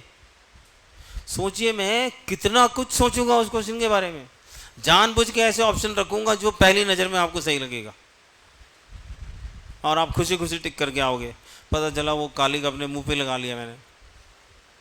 आप समझ रहे मैं क्या बोल रहा हूँ? तो कभी कोई क्वेश्चन ऐसा होता ही नहीं कि देखते ही आपने बोल दिया सी है। या बच्चे क्या करते हैं, जय माता दी बोल के टिक कर देते। अरे यार जय माता दी के ज़माने में फिजिक्स थी क्या? नहीं थी ना, या थी? तो जय माता दी को फिजिक्स कैसे आएगी बोलो? तो वो आपका कैसे टिक करवा देगी? तो जय माता दी आपको अपना खुद बनना पड़ेगा। समझ आ रहा है? ये नहीं गणेश भगवान की जय बोल के सोचा सी दिख रहा ऑप्शन, नहीं नहीं नहीं, गणेश भगवान को ये नहीं पता सी है, रियली सॉरी, खुदा को नहीं पता ऑप्शन बी सही होगा। आपको पता होना चाहिए ऑप्शन बी अगर सही है तो बाकी के तीनों ऑप्शन गलत क्यों है। अगर आप इतना श्योर है तो आपका सिलेक्शन आज भी हो गया। ये मान लीजिए किसी भी क्वेश्चन को आप कर रहे हो, मान लो आपको लगता है कि ऑप्शन ए सही है, ये बड़ी बात नहीं है, किसी को भी लग सकता है, लेकिन उसको ये पक्का पता होना चाहिए कि बाकी के तीनों ऑप्शन गलत क्यों है। अगर ये पता है तो आपको फिजिक्स आती है, आपको सिलेक्शन से कोई नहीं रोक सकता, मैं 100% बोल रहा हूँ। तो ये कोशिश करो कि उसके पीछे की बात जानूँ कि क्या है, क्यों है, कहाँ से है, ये ना होता तो क्या होता, ये सब कुछ। यहाँ तक ठीक है। तो मैं आपसे बात कर रहा था कि अगले स्लाइड में हम चले जाते हैं। जरा देखिए, एक मेटालिक स्फीयर है, पढ़िए जरा, देखिए क्या बोलते हैं इसमें, कौन सा ऑप्शन सही है।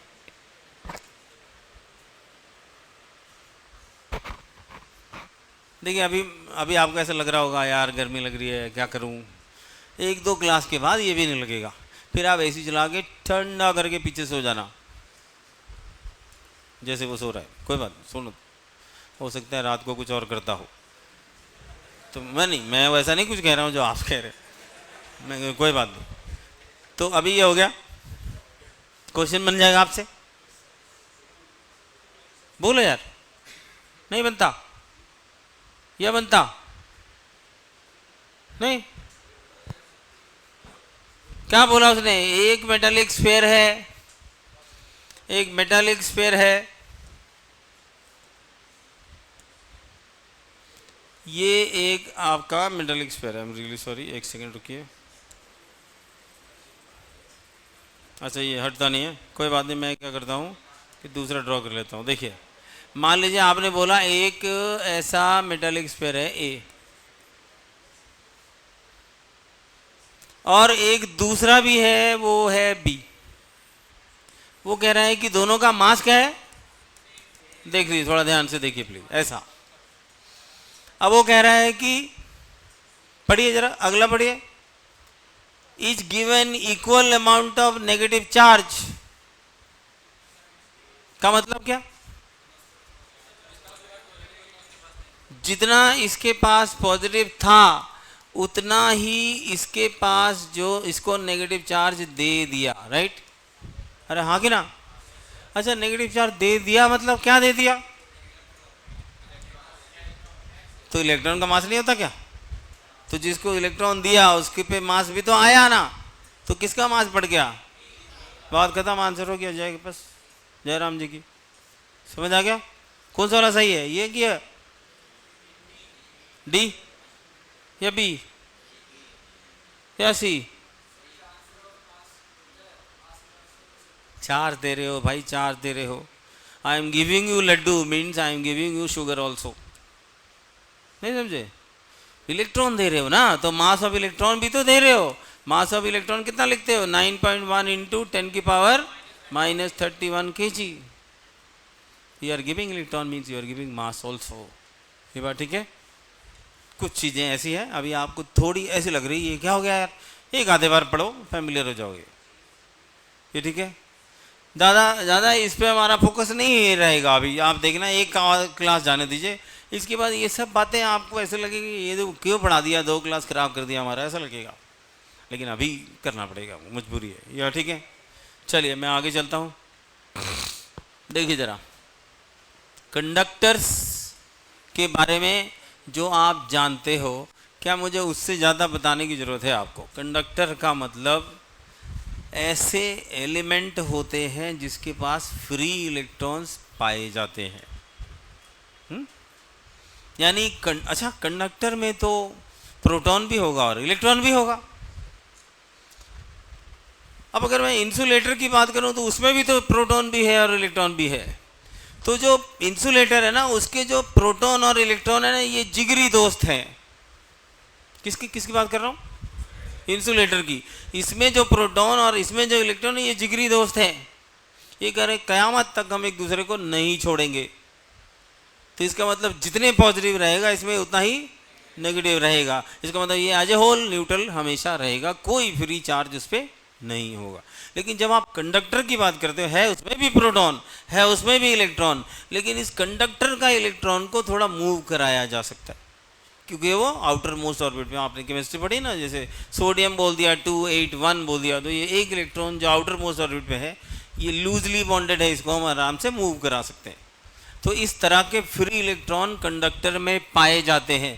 क्योंकि कंडक्टर में ये फ्री इलेक्ट्रॉन पाए जाते हैं, इसलिए कंपैरेटिवली हम कंडक्टर को चूज करते हैं किसी कंडक्टिंग पाथ को बनाने के लिए, लेकिन इंसुलेटर को ऐसा नहीं कर सकते क्योंकि उसमें फ्री इलेक्ट्रॉन्स नहीं होते। और अगर एग्जाम्पल बोलूँ तो क्या बोलना चाहिए आपको, जितने भी मेटल है वो कंडक्टर होंगे, है ना। तो मैं आपसे जानना चाहता हूँ, अच्छा भाई सोडियम भी तो मेटल है, तो उसका कोई वायर क्यों नहीं बना दे रहे हम? It is very reactive, it is very combustible वगैरह वगैरह। तो हमको ये समझ आना चाहिए कि एक चीज़ ऐसा होना चाहिए कंडक्टर जो स्टेबल रहे ना, ये ना हो कि पता चला एक मैकेनिक उसको लगा रहा था और पता चला लगाते लगाते आग लग गई। आदमी का तो जो भी हुआ, लेकिन हमारा घर खराब हो गया, तो हमको अपने घर का परवाह करना है, राइट। मैं ये हटा दूँ, आइए आगे देखते हैं। इंसुलेटर क्या है? अभी मैंने बात करा कि जिसमें बहुत देखिए क्या टाइटली बाउंड है, मतलब इतने जिगरी दोस्त हैं कि उन दोस्तों को अलग करना मुश्किल है, नहीं हो सकते वो अलग। तो वो कह रहे हैं एज ए होल हम बॉडी को न्यूट्रल ही रखेंगे, कोई एक्सेस नहीं चाहिए, ना इलेक्ट्रॉन एक्सेस चाहिए ना प्रोटॉन एक्सेस चाहिए।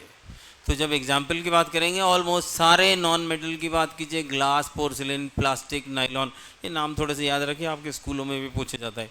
तो वो एक दो नाम ऐसे होने चाहिए जो थोड़ा ठीक सा लगे टीचर को। ये नहीं कि इंसुलेटर का सीधा मतलब बच्चा कह रहा है कि ऑल नॉन मेटल, बस एक एग्जाम्पल एक्स्ट्रा लिख दिया, कुछ भी प्लास्टिक तो चलता है, ठीक है, डन, ये क्लियर है। अगले वाले स्लाइड पे जाते हैं। ये जो गोल्ड लीफ इलेक्ट्रोस्कोप है, अब ये क्या है देखिए, हम बोल रहे हैं कि कोई ऐसा एक कंटेनर ले लिया मैंने, मान लीजिए एक ऐसा कंटेनर ले लिया और इसके आउटर से एक चीज़ को कनेक्ट किया और इसमें ना दो ऐसे लीफ, ये दोनों लीफ हैं, आप ऐसे समझिएगा, दे आर लीफ। और अभी इसमें सब कुछ न्यूट्रल दिख रहा है, कहीं कोई चार्ज की बात नहीं कर रहे हैं। तो ये पत्ते जो हैं, ये पत्ते दोनों एक दूसरे से चिपके हुए हैं, राइट। अब मैं बोल रहा हूँ कि क्या करूँ कि मैं इसको किसी पॉजिटिव चार्ज का सोर्स से कनेक्ट कर दूँ। मान लीजिए मैंने इसको कनेक्ट कर दिया किसी पॉजिटिव चार्ज के सोर्स से, this is a source of, क्या बोलूँ, पॉजिटिव चार्ज। तो जब मैंने पॉजिटिव चार्ज के सोर्स से कनेक्ट कर दिया, ऑब्वियसली ये कंडक्टर पाथ के थ्रू ये पॉजिटिव चार्ज इधर भी जाएगा। तो जब ये जाएगा तो ये दोनों लीफ में भी तो ये चार्ज डिस्ट्रीब्यूट हो जाएगा, बोले हाँ कि नहीं, होगा ना भाई। तो अब लीफ पहले कैसे थे, न्यूट्रल, अब क्या हो गए, चार्ज, और दोनों में क्या हो गया, पॉजिटिव चार्ज। तो दोनों एक दूसरे को क्या करेंगे, रिपेल करेंगे तो ऐसे खुल जाएगा। तो इसका मतलब हमको समझ आ गया कि जिस बॉडी को कनेक्ट किया है उधर से, इस सोर्स को जिसको कनेक्ट किया था, इसमें किसी किस्म का चार्ज होगा, या तो वो पॉजिटिव होगा या तो वो नेगेटिव होगा। This is only an experiment to indicate that कि किसी बॉडी में जिसकी बात हम सोच रहे थे कि ये जो सोर्स है इसमें कैसा चार्ज है हमें नहीं जानते, तो हमने क्या किया, मान लीजिए ऐसा भी तो हो सकता है ना कि सोर्स ऐसा हो जो न्यूट्रल हो, तो जब हम न्यूट्रल को कनेक्ट करेंगे ये ऐसे ही रहेंगे जैसे थे।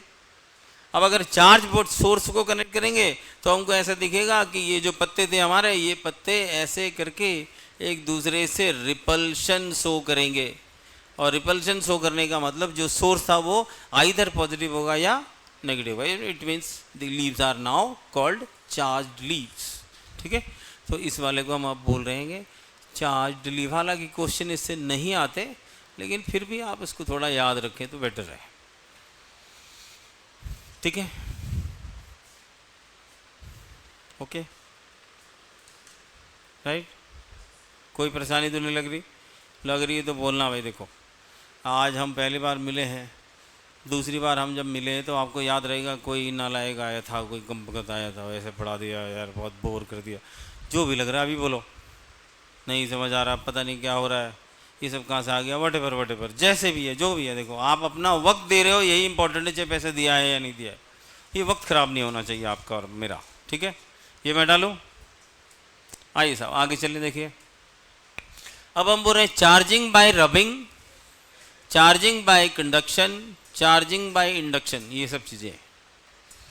अब रबिंग में क्या हुआ, जैसे मान लीजिए मैंने आपसे बोला कि ये कोई सरफेस है और ये उस सरफेस के इलेक्ट्रॉन है, ध्यान से देखिए, ये उस सरफेस के इलेक्ट्रॉन है या चार्ज है। अब मैंने बोला कि एक और दूसरा भी सरफेस ले लेते हैं और दूसरा सरफेस को इसके साथ ऐसे करके रख लेते हैं, ऐसे करके रख लेते हैं। ये दूसरे वाले सरफेस का अपना चार्ज था, चेक करिए प्लीज जो मैं बोल रहा हूँ।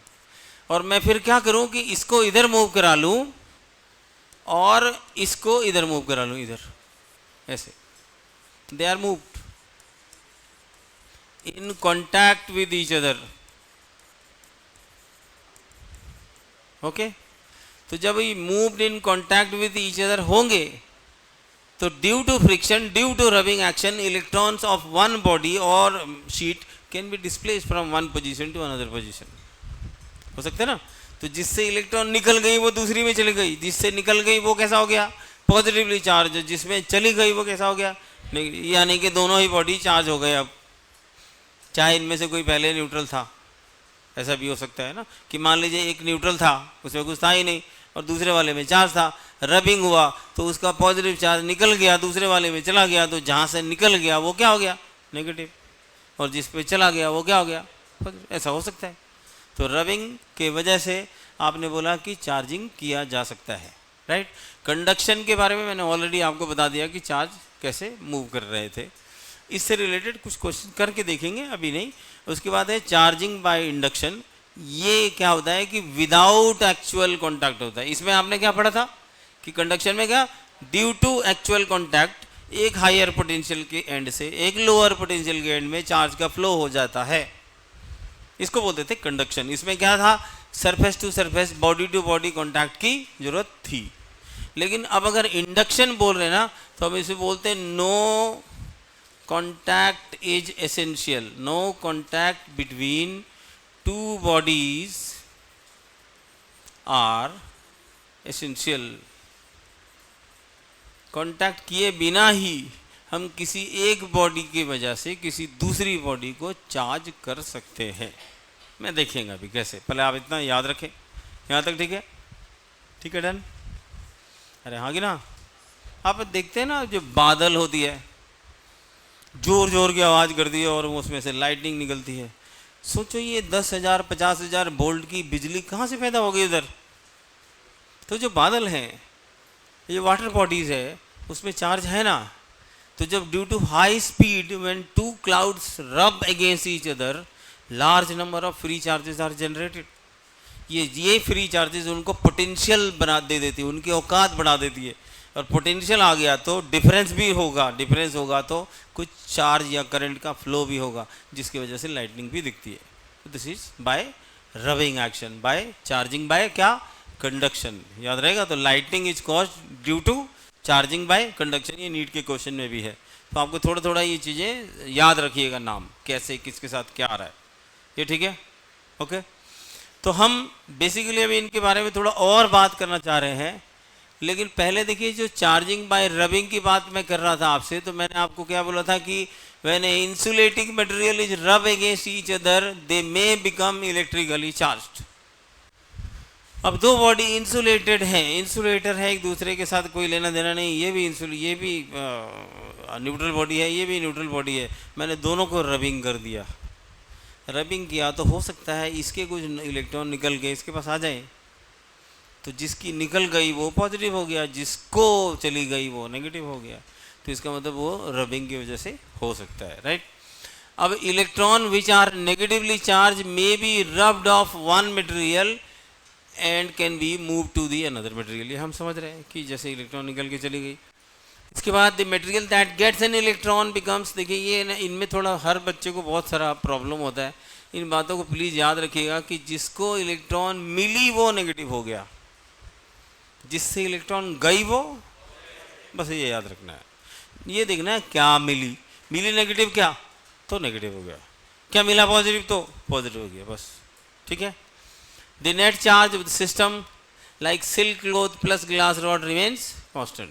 अब सिल्क क्लॉथ में ग्लास रॉड को रबिंग कर दिया आपने, तो ऐसा हो सकता है ना कि सिल्क क्लॉथ का इलेक्ट्रॉन निकल गया और ग्लास रॉड पे आ गया। उल्टा भी हो सकता था।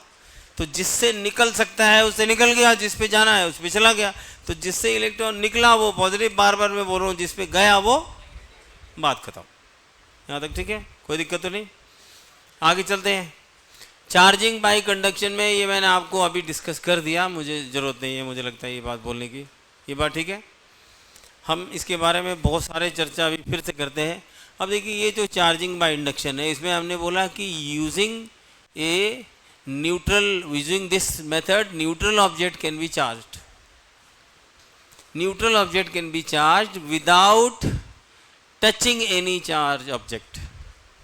अब इसका क्या मतलब हुआ, कैसे पता चलेगा कि मान लीजिए ये एक न्यूट्रल बॉडी है, न्यूट्रल बॉडी है मतलब नंबर ऑफ इलेक्ट्रॉन जितने हैं नंबर ऑफ प्रोटॉन भी उतने हैं।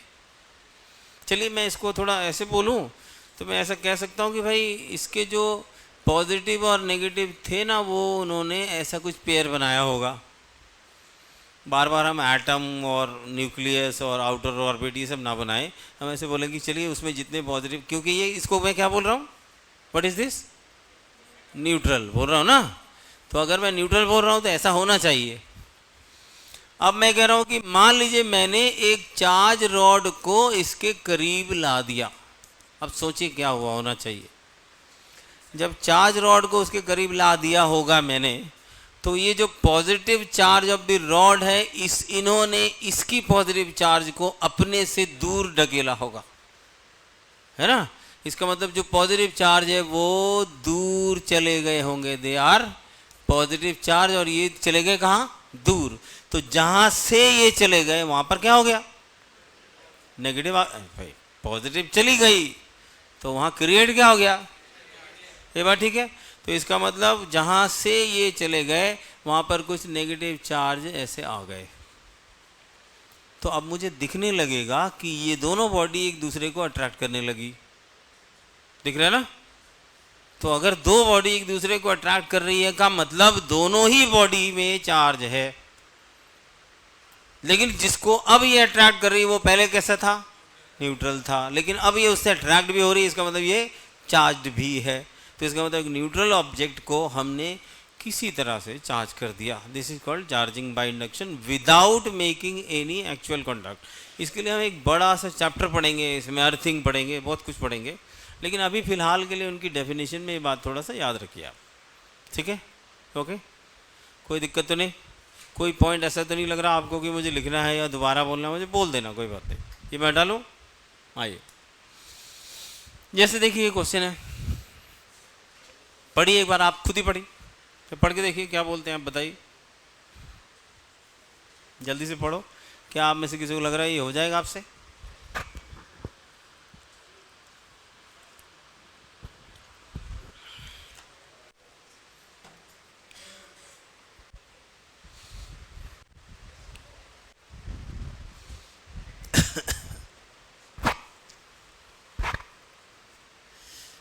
कोशिश करो ना, नहीं होगा तो नहीं होगा, हो जाए तो ठीक है।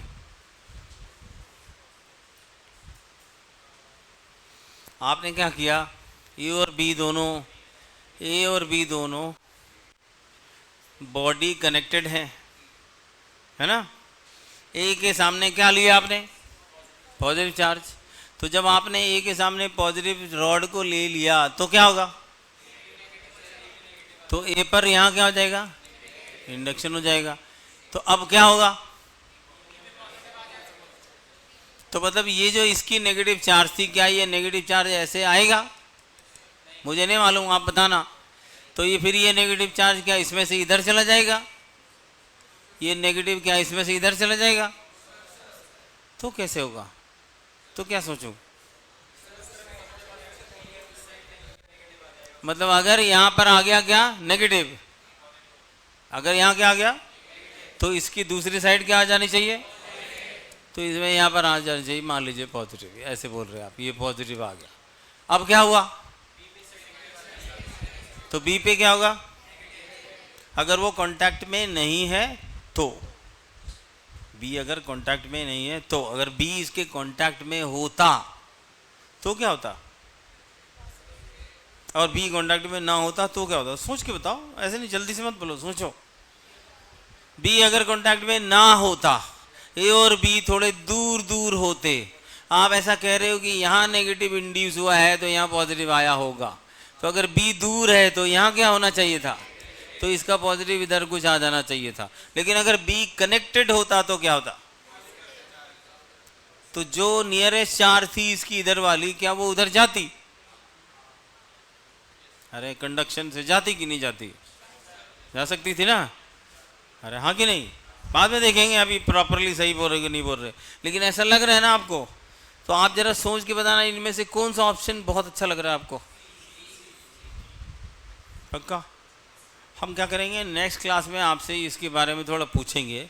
आज मैं नहीं, ऐसे मान लो कि मुझे भी नहीं मालूम इसका आंसर क्या है, तो मैं आपको बोल रहा हूँ ये होमवर्क है, ज़रा इस पर थोड़ा गौर करना और मुझे नेक्स्ट क्लास में बताना, क्योंकि इसके बारे में और कुछ क्वेश्चन करने वाले हैं। एक दो क्वेश्चन मैं और दूंगा जो मुझे आज नहीं आते हैं, मैं वो भी स्लाइड में लाया हूँ, वो भी आपको दूंगा। ये देखना, ज़रा डिस्कस करना, कोशिश करना कि आपसे हो जाए, ठीक है ना? हाँ, जैसे फिगर दिया है ना वैसे ही है। देखो, 2 uncharge metal spheres are placed in contact, लिखा हुआ नहीं है? लिखा हुआ ना? तो क्वेश्चन में सब दे दिया मैंने, मुझे नहीं पता पर इसमें से कौन सा ऑप्शन सही है। आप ऐसा भी हो सकता है एक से ज़्यादा सही हो, मैं नहीं जानता, आप मुझे थोड़ा सोच के बताइए, लेकिन मैं कोशिश करना कि आप खुद ही सोचना, ये नहीं कि किसी से गूगल करके, किसी दोस्त से पूछ के, तो फिर मैं भी बता दूंगा। थोड़ा देखना कि तुम्हारा नज़रिया क्या बोलता है। बाद में सही गलत को छोड़ो, सही गलत तो क्या होता है पता नहीं, हम बाद में देखेंगे, ठीक है ना? इसको मैं आपके लिए छोड़ता हूँ, स्लाइड आगे बढ़ा दिया मैंने, इसको भी आपको मैंने होमवर्क के लिए, देखिए थोड़ा एक बार पढ़ लीजिए, जरा क्वेश्चन को पढ़े बेटे, आप लोग पढ़िए क्वेश्चन को, देखिए इसमें लिखा है 5 बॉल दिया है, 1 से 5 नंबर तक है, 1 2 2 4 4 1 में अट्रैक्शन हो रहा है, मतलब 1 वाला 2 को, 2 वाला 4 को और 4 वाला 1 को अट्रैक्ट करते हैं। ऐसा है तो इसका मतलब अगर 1 हुआ पॉजिटिव तो दूसरा वाला क्या होना चाहिए? इसी तरह अगर, मतलब मैं आपको सोचने का तरीका बता देता हूँ, आप करेंगे लेकिन मैं बता नहीं रहा इसको। जैसे मान लीजिए आप कह रहे हैं कि ये अट्रैक्ट कर रहा है ना, तो अगर 1 हुआ पॉजिटिव तो इसको क्या होना पड़ेगा? तो दूसरे में ऑलरेडी आप इसको नेगेटिव बोल रहे हो, तो ये नेगेटिव होना ही चाहिए, तो फिर इसको क्या होना चाहिए? पॉजिटिव। और फिर 4 और 1 में 1 को क्या बोला आपने? बोलो यार। तो फिर 4 चौथा क्या होना चाहिए? क्योंकि ये सब अट्रैक्शन पेयर शो कर रहे हैं। अरे हाँ कि नहीं? अब इससे ज़्यादा तो आसान कुछ नहीं है ना। ये तो चलिए अट्रैक्शन की बात हो गई, थोड़ा रिपल्शन को देखो। अब क्या बोल रहे हैं कि 2 3 और 4 5 रिपल्सिव है। तो जो कन्वेंशन आपने बनाया ना, वो ग्रीन ग्रीन लिखा है ना ऊपर वाला, उसमें देखो जरा 2 का साइन क्या है और 3 है नहीं, है ना? लेकिन वो कह रहा है कि 2 और 3 क्या करने चाहिए, तो फिर 3 को भी क्या होना चाहिए था? ये होना चाहिए था। यहाँ तक ठीक है? अभी मैं फाइनल पे नहीं जा रहा हूँ, मैं बोल रहा हूँ सोचना कैसे। अब उसके बाद 4 का साइन देखो, आपने क्या लिया था? पॉजिटिव लिया क्या था 4 को? एक जगह पॉजिटिव लिया, एक जगह नेगेटिव भी तो लिया। तो इसका मतलब जो 4 5 है ना, इस ऑप्शन में सोचने में गड़बड़ हो सकता है। आ रहा है समझ? थोड़ा कंफ्यूज हो जाओगे आप कि इसको पॉजिटिव लूँ कि नेगेटिव लूँ, क्योंकि दोनों बार एक जगह मैंने 4 को पॉजिटिव भी लिखा है, एक जगह मैंने 4 को। तो इस बात को नज़रअंदाज ना करके देखना इनमें से कौन सा ऑप्शन सही है, इसीलिए मैंने लिखा है to be tried at home. ठीक है? अब एक बार कोशिश करना कि ये जो 4 ऑप्शन मैंने अब दे दिए हैं, इसमें से आप किस पे टिक करते, अगर करते तो सोचना, कोई लॉजिक भी बताना, रीजन भी बताना। हम कोशिश करेंगे इस बारे में थोड़ा ज़्यादा डिस्कस करें। अभी मैं क्योंकि आपको ब्रीफ कर रहा हूँ तो सब कुछ मैं बता दूँ ये भी ठीक नहीं है, थोड़ा आप भी करना। ऐसा हो सकता है कि मैं क्या पता मैंने पढ़ के नहीं आया वैसे मान लो, लेकिन आपको पता होना चाहिए कि क्या जवाब देना था। ठीक है? मैं इसको आगे कर दूँ? आइए सब आगे चले। अब आया कूलम्स लॉ। तो कूलम्स लॉ बेसिकली किसके लिए वैलिड है? तो आप बोलेंगे Coulomb's law basically point charge, fix charge के लिए वैलिड है। पॉइंट चार्ज भी हो, फिक्स चार्ज भी हो। क्या हो गया यार? मैं इतना स्मार्ट आदमी दिख रहा है, तेरे को पसंद नहीं आ रहा? वो पसंद आ रहा तेरे को? शायद मैं तेरा साथ इस विद्यापीठ के बाहर भी दूं, वो नहीं देगा। समझ रहा है? दोस्त ऐसे ही होते हैं, जब जरूरत पड़ती है फ़ोन स्विच ऑफ मिलता है, बाद में बोलता अरे यार तू उसको भी तो फ़ोन कर सकता था, मुझे बता देता ना। दोस्त ऐसे होते हैं, वो आना नहीं चाहते, समझ रहे। थोड़ा कुछ कर ले ज़िंदगी में, क्या पता। देख मैं ये नहीं जानता तू कौन है, पर मैं ये जानता हूँ कि मैं शरीफ आदमी हूँ। मैं ये नहीं कह रहा तू बदमाश है, ये नहीं बोल रहा हूँ। अरे भाई देखिए, अब आप उसको उल्टा समझते हैं। पंजाबी में सारी लड़कियों को कुड़ी बोलते ना, तो लड़कों को कूड़ा बोलूँ क्या? ऐसे नहीं, हर बात का उल्टा नहीं समझना है। सारे लड़कों को मुंडा बोलते, लड़कियों को मुंडी बोलूँ क्या? नहीं नहीं, अब हर चीज़ का उल्टा थोड़ी करना है आपको, डोंट डू इट। लेकिन जो मैं बोल रहा हूँ बस उसको समझना है, ठीक है। मान लो ये रिकॉर्डिंग तुम्हारे घर वाले भी देख रहे होते तो घर जाके बाल सीधे कर देंगे, अगर पापा अच्छे रहे तो, है कि नहीं? नहीं पता चला आजकल बेटा ही पापा हो गया है। हाँ ऐसा है, आप विश्वास कीजिए। मेरा एक अभी 3rd क्लास में पढ़ता है मेरा बेटा है, अभी 1.5 साल पहले की बात बता रहा हूँ। जब वो तकरीबन 5 साल का रहा होगा तो ट्रेड फेयर लगी थी, तो हमने उसको एक हेलीकॉप्टर दिया रिमोट से उड़ाने के लिए। वो बच्चे उड़ाते हैं ना, आपने देखा होगा बाजार में आम मिलता है। अच्छा वो कुछ खेल रहा होगा, हो सकता है कुछ ख़राब हो गया, नहीं उड़ा तो उसने तकिया के नीचे छुपा के रख दिया कि मम्मी को बताऊंगा तो मार पड़ेगी, पापा को बताऊंगा, he is my friend like. तो जब मैं आया बोला पापा देखना ये तो उल्टा ही नहीं है। तो मैंने बोला अच्छा बेटा मैं देखता हूँ। तो मैंने ईमानदारी से, मुझे लगा पहले तो लगा कि शायद बैटरी ख़राब है ना, बैटरी दूसरी लगाई, वो नहीं चला। अब क्योंकि मैं इंजीनियर हूँ, मैंने थोड़ा खोल लिया उसको। खोल के मैं 10-5 मिनट गौर से देखा, विश्वास कीजिए मुझे ABCD भी नहीं समझ आया कि ख़राब क्या है। तो मैंने उसको ऐसे बंद कर दिया और मैंने उसको बोला बेटा ऐसा है, हम एक दूसरा ले लेंगे।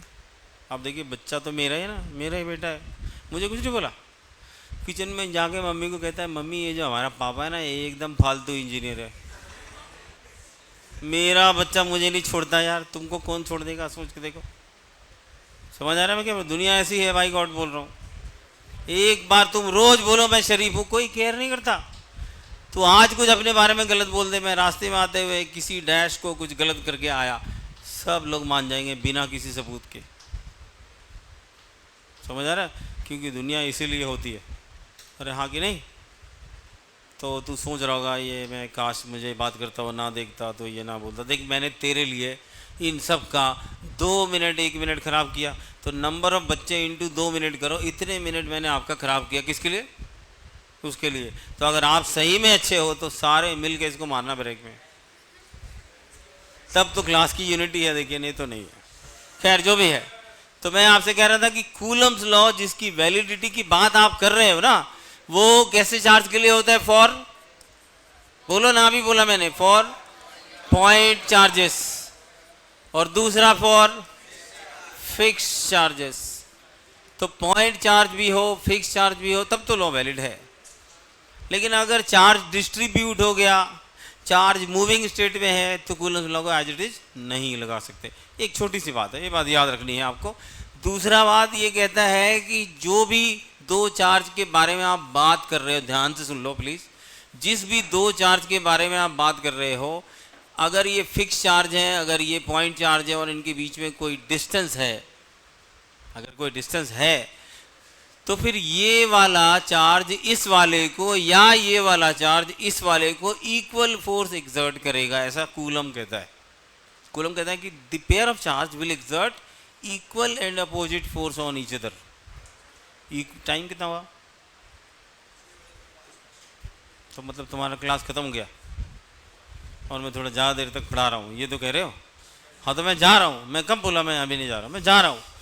तो कूलम ने बस ये बोला कि ये दोनों एक दूसरे को इक्वल फोर्स एक्सर्ट करेंगे। अब वो अट्रैक्टिव है कि रिपल्सिव है, ये किस बात पे डिपेंड करेगा कि दोनों पॉजिटिव थे या इनमें से कोई एक पॉजिटिव था या दोनों नेगेटिव थे। मान लीजिए ये दोनों ही नेगेटिव थे या दोनों ही पॉजिटिव थे, तब तो फोर्स कैसा हुआ? रिपल्सिव होगा, तब तो फोर्स रिपल्सिव होगा। लेकिन अगर इनमें से कोई एक पॉजिटिव हो जाता, तो अगर इसमें से ये कोई पॉजिटिव हो जाता और कोई नेगेटिव रहता, तो ये फोर्स कैसा होता? अट्रैक्टिव होता। इस बात को ध्यान में रखना। अभी मैं कुछ पढ़ा नहीं रहा हूँ आपको कि लॉ क्या है कितना है, ऐसा कुछ नहीं बोल रहा हूँ। हाँ ये जरूर याद रखना कि जितने भी चार्ज हों, मान लीजिए एक सिस्टम दिया और उसमें बहुत सारे चार्ज है, मान लीजिए 3 चार्ज है। अब मैंने इस पे हाथ रखा कि इस पर फोर्स निकालो, ऐसे मैं बोल रहा हूं, सुनना। तो ये देखना कि बाकियों ने इसको क्या किया, ये मत देखना इसने इनको क्या किया। मेरी बात समझ आ रही है क्या बोल रहा हूं? When you are pointing a charge, तो देखना है कि इन्होंने, बाकियों ने इसको क्या किया, ये मत देखना इसने इनको क्या किया। जैसे मान लीजिए ये भी पॉजिटिव है और ये भी पॉजिटिव है, तो आप बोलो इसने इसको क्या किया। तो अगर ये ए है और अगर ये पी है तो फोर्स ऐसा वाला लगेगा। कहां से कहां तक जा रहा है? ए से पी के तरफ, ठीक है। अब मान लीजिए ये होता नेगेटिव, तो फिर क्या बोलूं? मैंने हाथ इस पे रखा है ना, तो मैं बोलूंगा इसने इसको क्या किया। किसने किया? देखिए ना हाथ रखा है यहां पर, तो बोलिए इसने इसको क्या किया। कैसे अट्रैक्ट करूं? अरे आपको अट्रैक्ट करूं, ऐसे नहीं करूं क्या? तो ये अट्रैक्ट करे, कैसे करे? अरे ऐसे करे, ऐसे करे। ये देखो ना, दिख रहा है ना। अगर ये एरो आपसे सही बन गया, ये इसका नाम क्या हो गया? पीबी। ध्यान रखिए, अगर ये एरो आपने सही बना लिया, 70% प्रोबेबिलिटी है क्वेश्चन का आंसर आप सही कर लोगे। अगर ये एरो आपने गलत बना लिया, जो मर्जी कर लो, आंसर गलत हो जाएगा। तो एरो बनाना आना चाहिए। बाकी मैं जिंदा हूँ, वेक्टर आपको आता है ऐसा मैं मानता हूँ। आप देखना क्वेश्चन ऐसे फटाफट बनेगा, ठीक है। तो इससे पहले कि आप पत्थर मारो, मैं जा रहा हूँ।